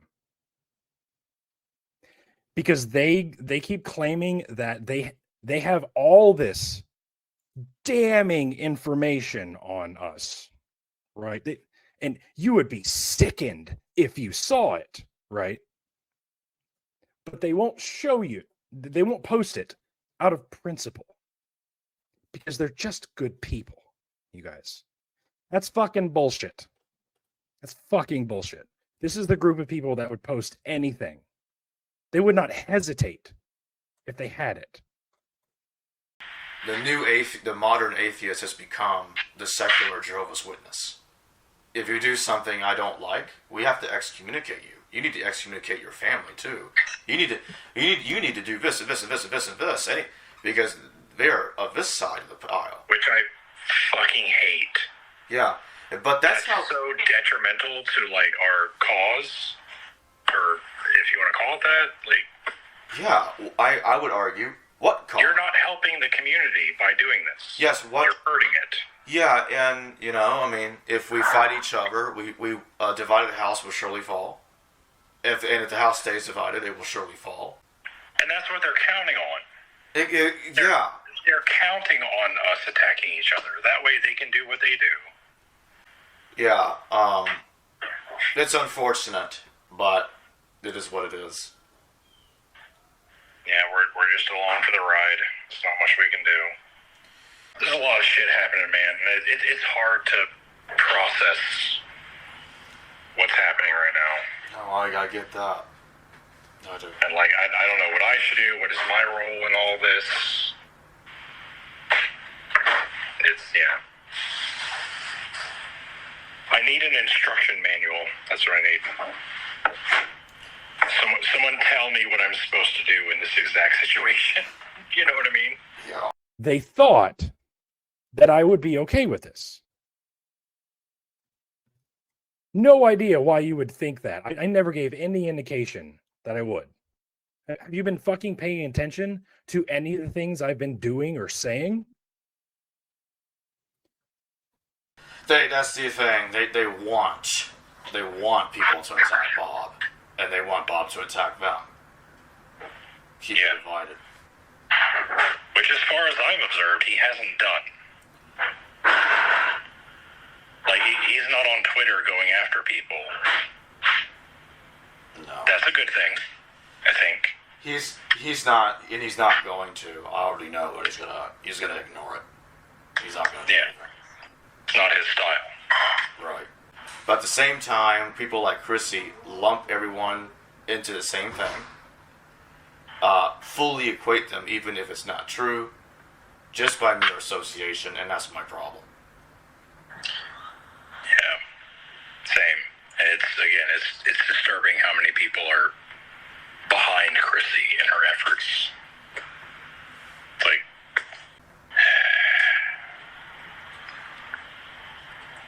like, people like Chrissy who live for the drama are always going to find drama. It's never going to end. Yeah. Like, if anyone needs to be canceled, it's those people. Yeah, and that's exactly right. Because they're never going to stop. And, because this is what they live for. And when she was wrong about Ford, and it sounds like to me she's bitter about being wrong, and she's trying to find more dirt on him. Because she can't stand that she apologized for it. And there's a double standard. She gets away with it. She gets away with it. That's not okay. That's not okay at all. So, yeah, I agree completely. You expect everyone to cancel Bob when they won't cancel Chrissy for slander. Right. Not a good look. The picture I'm trying to paint here, this shit is very, if you're, especially if you're a straight white guy, you need to fucking listen to me right now. This shit, this grift is very, very calculated. Very, very well planned. Long ahead of time. It's scripted. It's rehearsed. They know what they're doing. They try to find your weaknesses. They try to exploit them. They try to get you, and little by little, so subtle that you will not notice it. And I've talked to several people, several other straight white guys who have told me very similar stories. They tried to get as many of us on their side as they could. And it didn't work. And when it didn't work, they lost their fucking mind. The extremists on that side of the aisle have created more hatred for themselves because of what they've done. And then they say it's everyone else's fault except their own. Well said. But Chrissy right now is taking advantage of it while it's just happened. All the iron's hot. Yeah. It'll get cold. I'm hoping people will notice that pattern about her because, like, me and you also, sounds like we've noticed this pattern earlier than, like, everybody else. Yeah. Yeah. On the stream last night, like, am I crazy? Am I the crazy one? What? Why is everybody just like heaping praise? How about this? Hansen? Right. What are 15 people in a YouTube video on a small ass YouTube channel? Yeah. 4 hours. It only got 200 views. What do you think that's like? Do you really think that's going to do anything to change Derek and Neil's minds? Really? 4 hours of your lives you'll never get back. Talking about fucking Derek and Neil like a bunch of basement losers. And it only got 200 fucking views. Gee, what a big accomplishment. Yeah. Right. That's not going to do shit.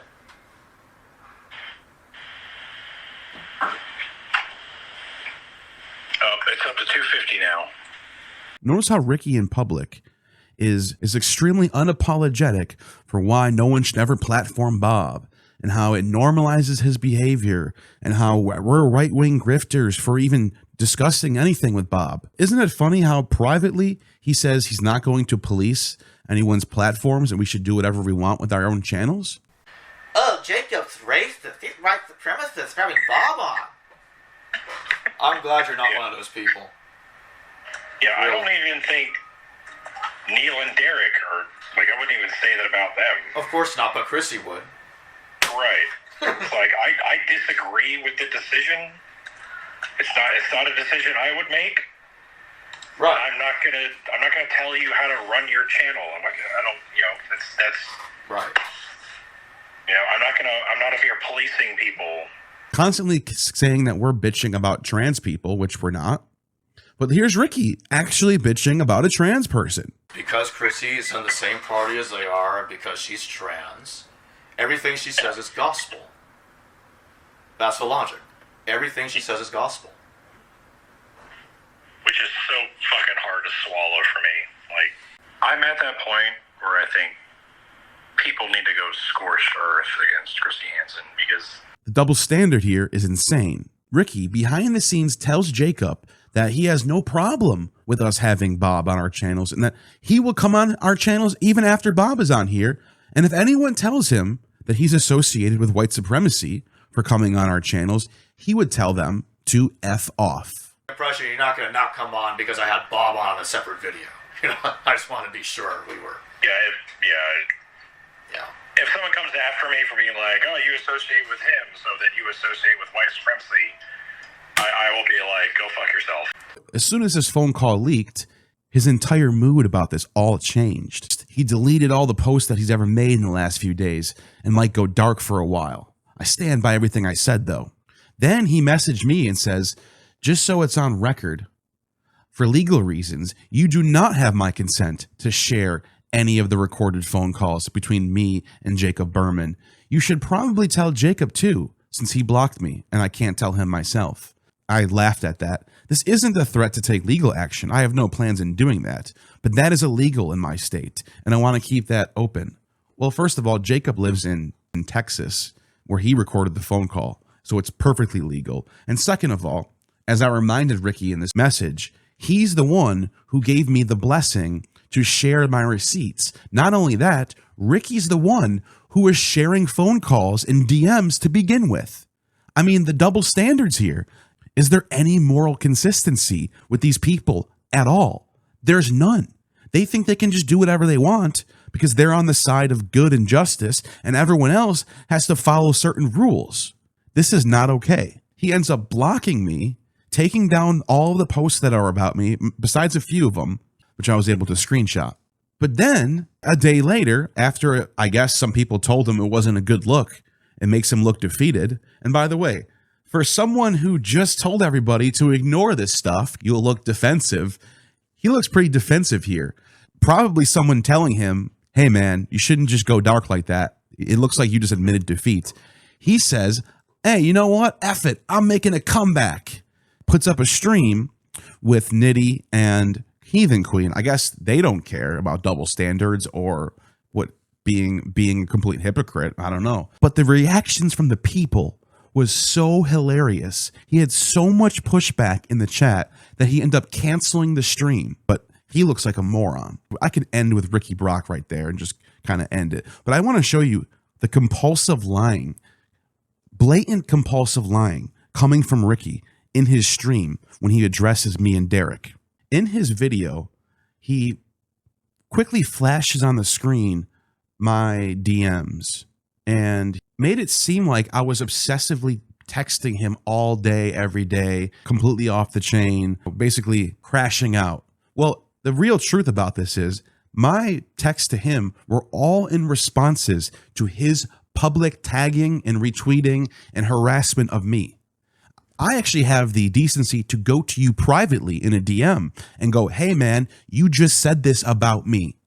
It would be the equivalent of a bunch of kids on a playground and the bully is sitting there picking on the kid, but he's not looking at the kid. He's looking at his friends and making jokes and laughing and joking around. The kid that's getting picked on says, hey man, fuck you. I don't like what you just said. I think you're wrong. But instead of turning around and facing the kid and responding, he just keeps laughing at his friends and going, why is this guy crashing out over here? I'm not even paying attention to him. Look how he's crashing out.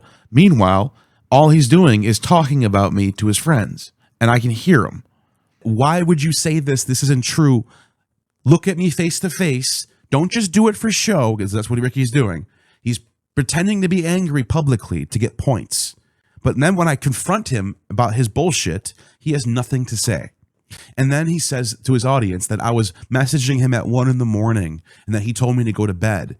But the truth is, and the reason why he went so fast on this in this clip, is that I was responding to him. He texted me at 12:30 in the morning.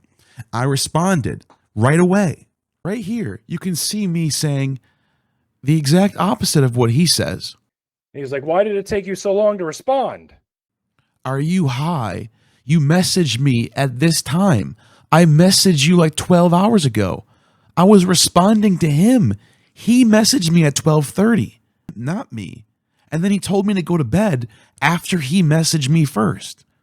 This guy's just lying to people. He's not even honest about that. And then on top of it all, he was telling his audience that I was messaging him up until that day. He sent me more than that. That's weird. He was messaging me today. Anyway. Which is just a blatant cold lie. It's like a weird white lie too. So if he's lying about that, this guy's lying about way bigger things too. I think Ricky Brock, I feel bad for him. Publicly, he acts like this. When you deconstruct from a religion as a straight white guy, there's kind of an extra step you need to take. And that's deconstructing the privilege that is afforded to you by that. But then behind the scenes, he says stuff like this. Like, I have my own morals. I'm not going to change them for you. Like, you can't call everybody to be immediately hardcore left, white people are evil type. Like, that's not going to work. And really the one bitching about trans people is you. You and your scorched earth against Chrissy Hansen tactics. I feel sorry for people like this. They're afraid. He doesn't actually stand up for what he believes in. He's doing what he thinks will get him to progress in the community that he's a part of. And that is sad. People like that are fake. And I want nothing to do with them. All this talk about Chrissy Hansen in that phone call. Why does he hate Chrissy Hansen so bad? Well, that brings me to Chrissy Hansen. This guy's been associated with the white nationalist or white supremacist movement. Chrissy Hansen, as I alluded to in the beginning of the video, was someone who I was friends with, who helped me write a script about the mythicism video, and randomly decided to start attacking me when bigger YouTubers at the time, like Ocean Keltoy, who at the time had around 90,000 subscribers, and I think I was at somewhere between 10 and 20,000 subscribers. When Ocean Keltoy was online attacking me along with Godless Engineer, Chrissy Hansen panicked and decided that I was expendable and then started to attack me publicly for no reason. Well, long story short, I forgave her for that, just to like end the drama, right? And we were friends again after that. But Chrissy Hansen has always been behind the scenes one of the people contacting scholars about me and Derek, lying about people, making up stories that Kreckenford is a white supremacist, then got called out for it and issued an apology to Kreckenford, which was not even an apology. It was admitting that I briefly made a remark. However, that's not true. Here is a screenshot from 3 years ago where Chrissy Hansen is calling Kreckenford a white nationalist. Details, or you can ask Kipp or like that. And I, made a public comment, like, which is what this guy's been associated with the white nationalist or white supremacist movement in the past. Wait, who are you talking about? I'm not going to say on stream. I can message you details, or you can ask Kipp or Maya. Both of them know it. This sounds concerning. I think it is concerning. It just sounds like you're trying to avoid like harassment. Right. I have talked to this guy behind, but and this is going to come back into this. People shouldn't have to take me at my own word kind of thing. You can ask me in private for details on that, but I'm essentially in the hot seat for making a mistake that has been a common one for years, because this guy had not clarified anything publicly about the context of those photos or what he was doing. Well, yeah, I mean, if you see somebody, which is what I basically said was, this guy's been associated with the white nationalist. He was, I mean, if you see somebody in a photo with Klan members, I mean, I think it would be worth a question. Like, what are you alleging? He was, I mean, if you see somebody in a photo with Klan members, I mean, I think it would be worth a question. Like, what are you alleging? He was. I mean, if you see somebody in a photo with Klan members, I mean, I think it would be worth a question. Like, what are you alleging? So this has been going on for 3 years.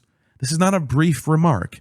You were trying to ruin someone's life, and you got caught. Kipp Davis, when this was going on, was completely buying everything Chrissy was saying about Kreckenford. And Kipp Davis called up Derek saying, Derek, why are you hosting this white supremacist? This is bad. When asked for evidence of Kreckenford's white supremacy, a picture was shown with Kreckenford's logo on it and a bunch of people. One of the people in the photo had a Odinic right logo. Apparently that's right wing. I don't even know what that means. Kreckenford was not even in the photo. Did Kipp ever apologize or even admit that Chrissy is toxic for doing this? No, he just pretended it never even happened. Ricky Brock felt the wrath of this when she went after American Atheist and calling them white supremacists. But Ricky Brock, instead of publicly saying anything about this, he just goes to private people and complains about it because he's scared. This is not even the worst thing Chrissy Hansen's done. Chrissy Hansen has accused other people of being plagiarists. She not only accused Dave Allen of being a plagiarist in this video right here, but Dave plagiarizes copyrighted translations of ancient sources from other people. He messes up routinely citations to other people as well. And then there are various other occasions where he'll just crib English translations of like the Bible from the NIV, which is copyrighted as well, and without attribution. He'll take on his blog posts, not just on his Facebook posts, but on his blog posts, he was also stealing from myself, he was stealing from Christopher Lawson, and he was stealing from Scott Bignell, all without attribution. This is a pattern. And when I'm talking about my stuff, I'm specifically talking about my previous blog posts as well as a draft of a book that I wrote. I shared the draft with him, but I told him not to share it around. He shared it around against my will, and then he started copying pieces of my draft. But she bullied him off the internet to the point where he had to delete his Facebook accounts and groups that he was in and completely stop doing his passion, which was writing peer-reviewed articles about topics that he had passions in. Bullied him off the internet for something he didn't even do. Everyone believed Chrissy that Dave Allen was plagiarizing. Well, it turns out Chrissy Hansen is actually the one who's a plagiarist. Behind the scenes, publishers are being contacted. There are lawyers involved. This is serious. Chrissy Hansen is a confirmed plagiarist. Chrissy Hansen wrote a book called An Empty Prison Cell, The Authenticity of Philemon Reconsidered. Now, this book argues the Epistle of Philemon is inauthentic, which means to even make this argument, you have to know Greek because the epistle's written in Greek.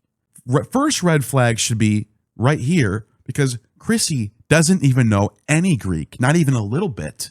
Here's Chrissy attempting to read one of the most common phrases in the New Testament and in the Greek Septuagint.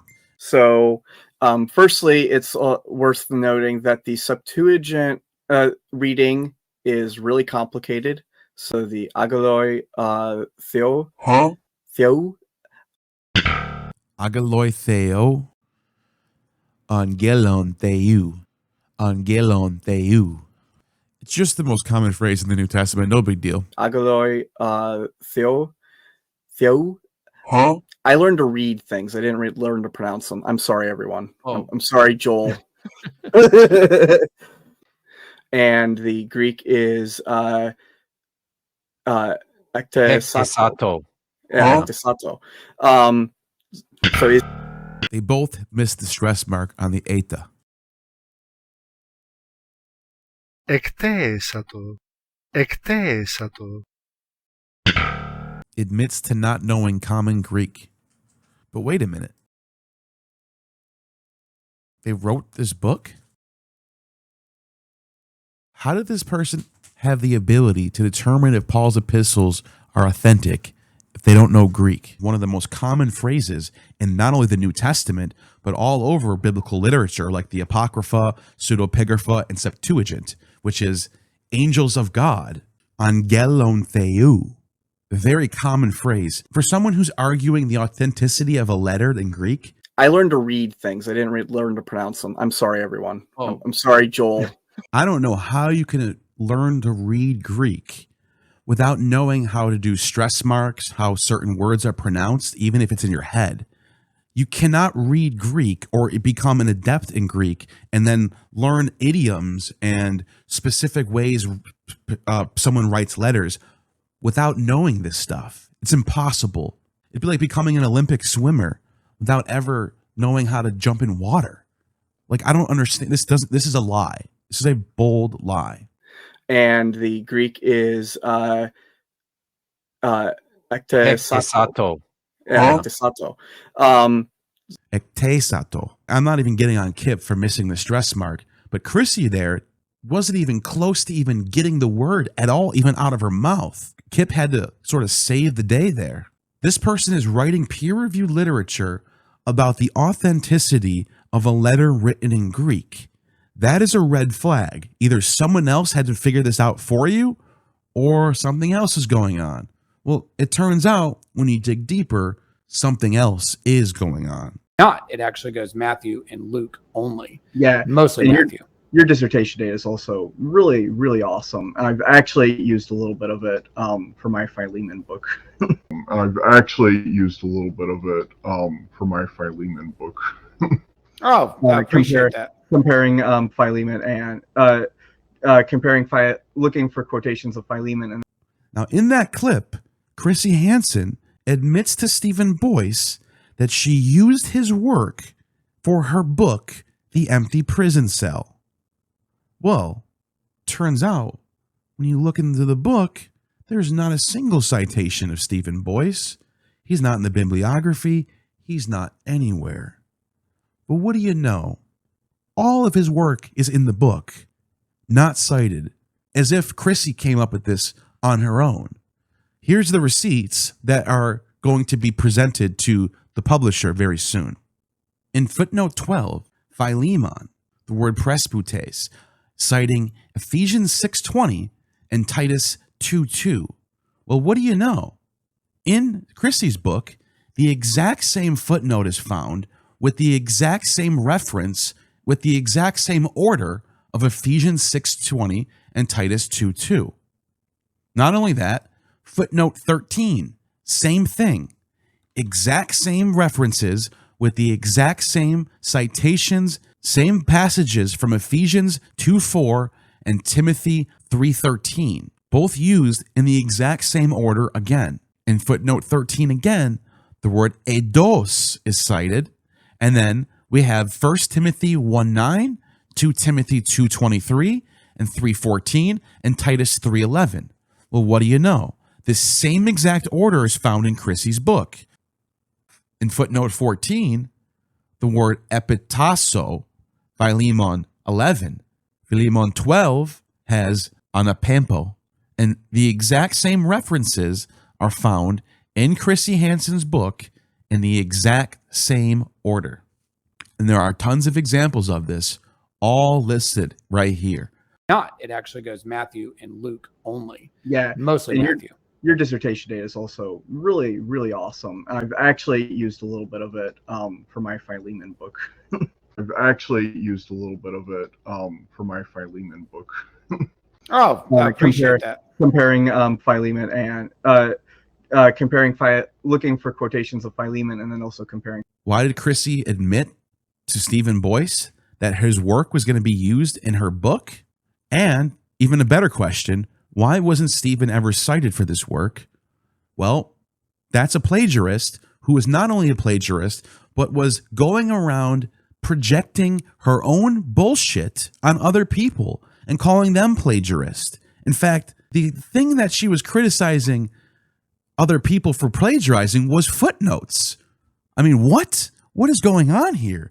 These people are just projecting their own nonsense onto other people, and it needs to be called out. So Chrissy Hansen not only is toxic and goes around and accuses people of being Nazis and white supremacists, but is a stone cold plagiarist stealing people's work. I mean, I don't know how more evil you can get. Atheists don't care about any of this behavior. Chrissy Hansen makes all the rounds on Paulogia and Reason to Doubt and all different channels that just keep hosting Chrissy Hansen. No one cares about this. Everyone sees it. Everyone even complains about it. In fact, I've talked to so many people who can't stand Chrissy Hansen, but no one says a word. Say goodbye, Chrissy. I love you, and maybe we could talk sense. I love you, Chrissy. I hope things, Very similar to Heathen Queen. Everyone behind the scenes can't stand Heathen Queen, but no one publicly says a word. The blacks is not a noun. The blacks is not a noun. I do want to address some of the other participants in the streams. Seeing Nitty on the screen, sort of like a E2 Brutus type of movement, and hearing him talk and say things like, I'm so grateful that Myth Vision exists as a neutral place for people to explore scholarship. I want to say that right out the gate. And so I saw, let's go into recent history, the notification of notifications that this stream was going to happen a couple days ago. So I reached out to Derek, said, what's going on with this? And Derek said, Dr. Price and I have made up on this, and he's going to come back on the channel and talk about this. I'm like, all right. And I'll be completely honest that I heard him say he talked to Brady and Durante, and they came to the conclusion he's not racist. And my good faith, emotional, my attachment to Derek kicked in first, right? And I'm like, oh, these are, seated members of the community. Like, maybe other people would share that perception. It's not like, oh, I know Maya thinks. You know what? I'm defending myself a little bit. So whatever. Stupid thing of me to do. Overly whatever. And I'm not privy to that conversation in the first place, right? And then you guys made a great point. They have no fucking clue the shit he said and his takes, or read his blog, right? Mm-hmm. And I was like, wait a minute, like, I need to go back and, revisit this whole thing. Like, what am I doing, right? And Sumami set my shit straight a little bit on Discord, and Prag too, just by took 2 messages, and I'm like, what the fuck am I doing? It almost felt like he was pushed into it. Like, you can tell, on one hand, I'm so grateful for this neutral place for scholarship. Well, if it's a neutral place for scholarship, then why would the guest be a problem for you? It's supposed to be a neutral place. That doesn't make any sense to me. What I thought was so strange about seeing Nitty on here is that every single time, and I barely ever watch Pine Creek, for example, and in effect saying all masculinity is toxic masculinity. I've read enough feminist theologians and secular feminist theoreticians to know that. And I mentioned several of these books, in fact, in the introduction. And I say that this is a big mistake. You're making kids into sissies. Boys can't bang, play cowboy and Indian anymore because that's too much like actually murdering somebody. You gotta be kidding. Don't you realize what kind of world these kids will grow up in? And I'm hardly ever watching Jim Bob streams made by Jim Bob. Yeah, what is there to talk about? I called you a Nazi because you defend the Nazis. Would you? Oh, yeah, hands. Yeah, hands, bro. Hands? What does that mean? Hands, bro. Hands. What does that mean? Oh, well, come find out. Come find out? You'll learn. What is that? You'll learn. So that's where you go. So you're scared of a theocracy because of force and scary stuff, but you're quick to violence and anger. Jim Bob, I'm quick to know, because you wouldn't try none of this shit in person. You ain't stupid. You ain't I would say all the same things. I tell you, you're not oppressed, dude. You would Look at your rainbow lights behind you. Get the fuck out of here. That's work.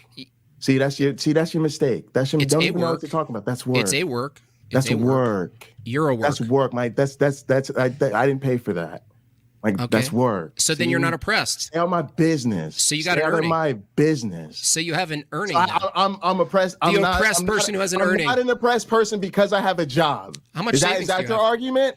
I'm not an oppressed person because I have a job. How are you oppressed, dude? I'm not an oppressed person because I have a job. Tell me one way you're oppressed. This is the dumb shit y'all is. Y'all a fan of this guy? This is y'all guy? This is y'all guy? I'm not oppressed because I have a job? When's the last time you were oppressed and how? Jim Bob. No, you can't answer? So I'm just going to tell you like that. If you don't understand, you're way out of line, Jim Bob. And that's the problem. You think everything comes down to a philosophical argument. Can you understand it? Some shit is people have different lived experiences, and you need to understand that you're not going to understand everything.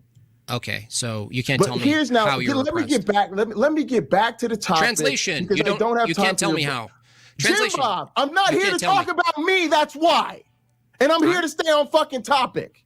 Now, the thing we were talking about was your bullshit distinction between, I want Christian populism, not Christian nationalism, and I don't want a theocracy. My point is, the reality is the votes are the votes. The leaders are the leaders, and there is no compartmentalization of elected officials by their philosophies. These are two very far right. One of them is a Christian nationalist. The other one's very far right conservative, who are very edgy, who've said things probably worse than Bob, especially Jim Bob. Why am I bringing these two up? Every single time I've clicked on a video by Jim Bob or Pine Creek, Nitty is always, without fail, in the chat. In fact, while I was editing this video, I took the clip from the J section when he was talking to Jim Bob. I clicked on the video because me and him have debated. We disagree on a lot of things. I debated him on certain things and whatnot. Well, what do you know? There's Nitty in the chat saying, I'm getting my popcorn ready. You were just complaining about me platforming bigots. But now here you are supporting and hanging out with the farthest conservative right-wing Christian nationalist, and you're just in the chat hanging out like it's all good. And this brings me to the next thing that I want to get into, which is the cult-like atmosphere of this community. Matt Dillahunty had a problem with me using the word cult. Okay, but I asked you specifically when you started parading how leaving the woke left cult thing gets you more subscribers, and you started posting pictures of your subscribers. I said nothing will happen. Yes, you did. Yes, you did. He did not like that. We'll get into that in a second. But let's talk about cults. According to the major psychologists with PhDs right now, citations in the description. These are the top 10 traits for cults: authoritarianism, thought reform, indoctrination. And, Nitty and I are friends today because of it. But it wasn't easy. It wasn't, and to be honest, we tried the polite conversations, and we tried calling out Doug's behavior, and it really did take us drawing a line and saying, fuck this, we are not going to be friends with people who are still friends with Doug. And then it wasn't even just Nitty, it was specifically mostly Nitty and Tux. Okay. And Tux doubled down, and I haven't spoken to Tux since. Nitty on Nitty's own was like, wait, I can choose this friend or these friends, and he figured out quickly who his real friends were. Repetition of slogans, isolation from outside perspectives, confession sessions, criticisms, public shaming, guilt manipulation. So whatever. Stupid thing of me to do. Overly whatever. And I'm not privy to that conversation in the first place, right? And then you guys made a great point. Things we've seen in this video already: exploitation and abuse, emotional, financial, and sometimes sexual exploitation of members. Members may be required to sever ties with non-believers, even family. Loving somebody who's not all there and an old man and part of your family, I get it. Like, I had racists in my family. I get the heart tug, right? I get it. But he's got a bigger responsibility to us, those of us that have loved him and talked to him and been friends with him, and I don't get it, So anyway, that's my 2 cents. I love you, Chrissy. I hope things, Us versus them mentality. The group sees itself as elite, enlightened, and the sole possessor of truth. Outsiders are seen as evil, unenlightened, or dangerous. Members are told that leaving the group means spiritual death, personal ruin, or damnation. I just got to say, I know this is probably hard for you, and it's like hard for me. Like Maya and I were talking about it before. Like I said, I didn't have this on my 2025 bingo card. consider Derek a friend, but this is something I'm not okay with. Number 5, deception. New recruits are often misled about the true nature of the group or its goals. When you deconstruct from a religion as a straight white guy, there's kind of an extra step you need to take. And that's deconstructing the privilege that is afforded to you by that. A lot of atheists don't take that step. That's why there's atheist flat earthers out there. I know atheists who don't think women should vote. Number 6, suppression of individuality. Personal goals, opinions, and identity are de-emphasized in favor of group conformity. I mean, look at Captain Dadpool. He can't say what he wants to say in public. He has to be private with all this information, or he gets in trouble, which is what happened to him. Critical thinking is discouraged. Obedience is framed as virtue. I don't know what you mean by attack, but I'm going to call out people who are not up to the standards of humanism as I see it. I'm also going to scold people for not being sufficiently woke if I want to. Uniform behavior they expect from everyone. Demand for total commitment. The group demands excessive time, loyalty, and resources. Life becomes centered around the group, socially, emotionally, and spiritually. Leaving is often met with threats, harassment, or fear-inducing tactics. They're just shitting along. You're not left enough. Like, at a certain point, you have to negotiate. You have to compromise. I don't like the word compromise, but Look what just happened to Derek. He's being scolded and laughed at and picked on for saying, I'm done with you guys. Information control. Members are discouraged from reading outside material or talking to ex-members. last time she went off for me on Twitter not too long ago when Linkin Park announced the new lead singer of their band to replace Chester Bennington. I was super excited about it because I'm a longtime Linkin Park fan, and I thought she sounded perfect. So I was like, "Sure, oh my God, she sounds perfect to fill the role of Chester Bennington." And she was like, "Yeah, well, she's a member of Scientology, so maybe we shouldn't be promoting that." And I didn't say anything, but I wanted to. Critics are labeled as persecutors or agents of evil. I don't have to explain why this entire video are prime examples of cult-like mentality. Does it mean they're worshiping some demon? That's not what a cult is. That doesn't even mean they have to have a specific leader of a cult. I'm not miserable. You're an annoying prick. Wow. I'm going to mute you again. Matt Dillahunty, who had a problem with me using the term cult. Because of the smearing that was going on with Captain Dadpool, he saw these posts and thought that I was bragging to my people about calling out the woke mob, that I'll gain subscribers that way and I'll make more money. And then he told me to call in the show, which I did. I couldn't get one sentence in without Matt using the mute button to stop me from talking so he could control the narrative. And I knew that was going to happen. So I don't really care what people think about that conversation. Normal people can watch that and see how crazy Matt looks. Don't care who thinks I got destroyed. Doesn't matter to me. In fact, Matt publicly pretended that he's offering me all these debates. And then when I finally email him and ask him, hey, where do you want to do the debate? He told me he's busy. And then he would respond in a couple of days. Never got a response back. I don't think Matt actually does want to have a discussion about this.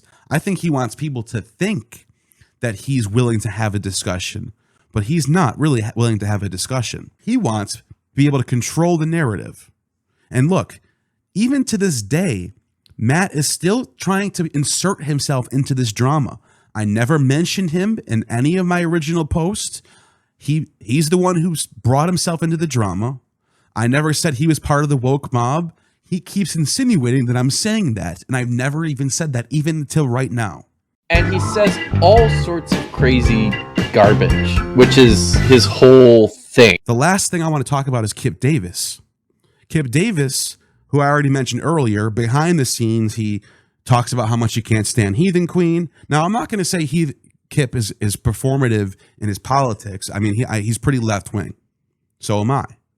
But to the extreme that he goes online to talk about his white privilege and the levels of my own privilege, coming to new understandings and realizations of what privilege is, becoming terrified at the fact that I can't see it. And I need help from my friends and from people that I trust. All the stuff that you see him doing in public is not what Kipp does in real life.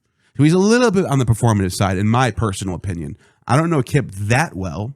I mean, he did sleep at my house before. I did hang out with him when he was in Florida. But this is what gets me about Kipp. We were friends for 5 years. Derek did nothing but promote this guy's channel as much as possible. And he's just reached 20,000 subscribers. Good for him. I felt bad when Kipp Davis had that run into with Amon Hillman. I'm just very. I'm not interested in giving an answer, Kipp. So let's just go. No, on. you don't want to talk to me about the Hebrew, the infinitive. I think you're full of it. I think you're full of it, and I think you were saying in the chat room that you are an expert in Greek, and you said there's no way. There's no way. I didn't say I was an expert in Greek. There's no way. Bring it or don't. Okay. Bring it or don't, Kipp. Bring it or don't. Can we go to a passage? You said the Hasmoneans were the ones who brought the revival of literature. Can you give me the name? I didn't say that. I said the Hasmoneans revived Hebrew. Yeah. I don't know how that has any bearing. Okay. How about one? How about one? Listen. So what I wanted to get to. I don't have to listen. I also don't have to listen. Maybe I should just go. Maybe you should. I didn't want this to turn into a debate, guys. I saw. And that bothered me for a long time. And as I became friends with Danny Jones, I pulled Danny Jones's arm to get Kipp on his channel, which ended up working. That video ended up at 750,000 views. It gave Kipp a huge boost in his channel after that. And it's just kind of like, I'm not saying I deserved anything from him or he owes me or anything. But for him to just turn around and just stab me in the back and say that my channel is this is what quote from Kipp, my channel is a safe haven for Nazis. Despite me always hosting Jewish people, Muslim scholars, Indian scholars, trans scholars, gay, I don't know why he thinks this is a safe haven for Nazis. That's just a smear.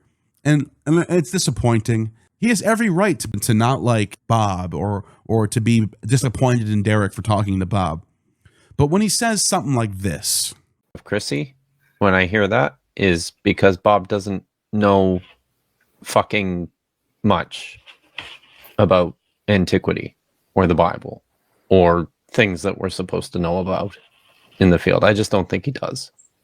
Kipp Davis has written no books. He's never taught as a professor.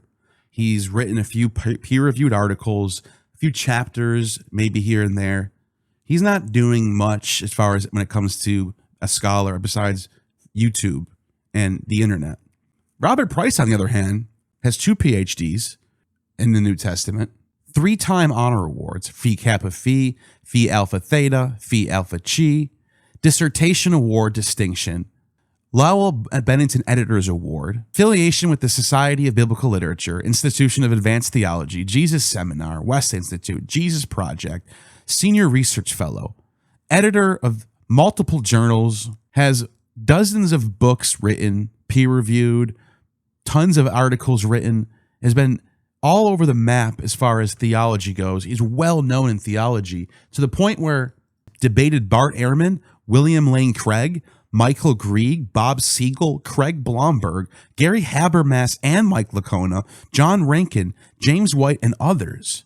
Why would William Lane Craig, Bart Ehrman, and Gary Habermas waste their time with crazy Bob Price if he's just some just crazy dude? Why aren't they debating Kipp Davis, the specialist, right? Well, Kipp Davis, to be honest, is not that good of a scholar. He knows the Dead Sea Scrolls very well, and he knows Hebrew.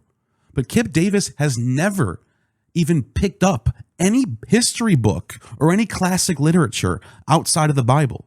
He knows nothing about Plato. He knows nothing about Homer. He knows nothing about Greek. He knows nothing about Latin. He knows nothing about Egyptian sources. He knows nothing about Indian sources. He doesn't know anything.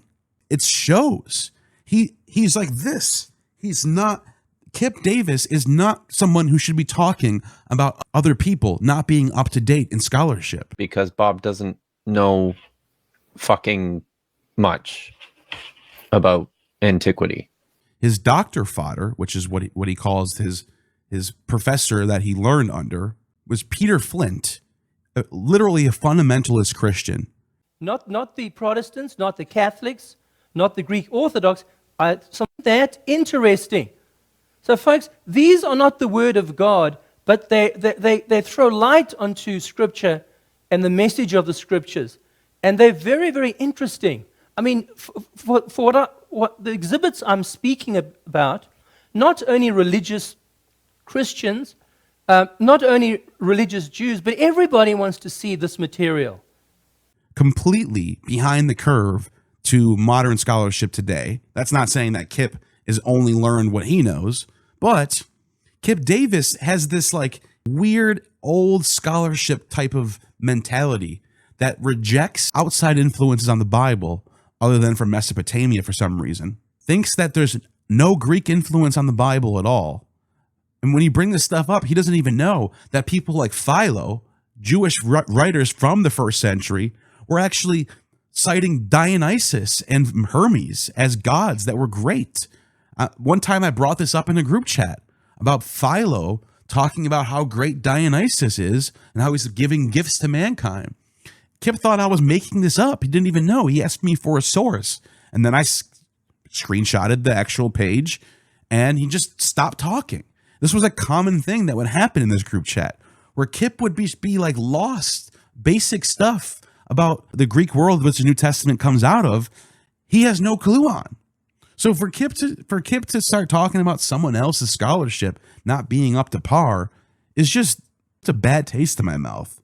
You know Dead Sea Scrolls, that's what you know. But don't sit there and talk about someone else not knowing something.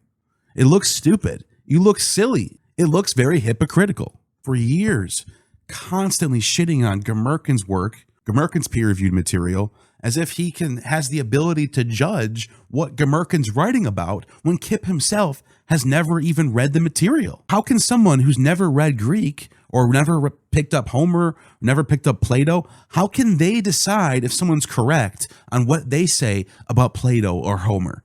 It doesn't make any sense. It's like he's just going off of vibes of what would Peter Flint say.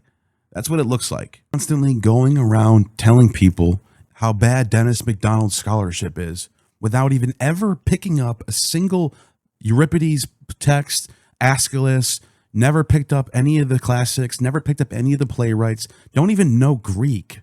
But all of a sudden, you know if Dennis MacDonald is correct in his assessment of the Greek mimesis in the New Testament. It's one of the most bizarre things I've ever watched someone do in my entire life. And he continues to this day to think that he somehow has magical powers, that he can understand a language without having to learn it, and understand text without having to read them. I'm sorry, but if you refuse to learn Greek, which is the major language of all of Judeo-Christianity, not Hebrew, even if the roots are Hebrew, even if the Old Testament is Hebrew, the majority of all of pseudepigrapha, apocrypha, New Testament, and Septuagint makes well over 90% of all Judeo-Christian literature Greek. 99.9% of it is from the Hellenistic period. So the fact that you just refuse to learn Greek and think that you had this ability to know all this stuff is bizarre. You got a lot of people fooled, but not me. So as far as that, that's all I got. With that being said, I want to let the audience decide. Do you think this panel should be telling other people what they should be doing in their lives, or things about morality, or who they should platform, or how they should behave? Let me know what you think in the comments. Like I said, this video, unfortunately, has no gnosis. I would like to leave you with this quote from Friedrich Nietzsche. And the reason why is because whatever happened to left-wingers being Friedrich Nietzsche readers? That's gone. That's not a thing anymore. Friedrich Nietzsche once said, "You preachers of equality, the tyrannomania of impotence clamors thus out of you for equality.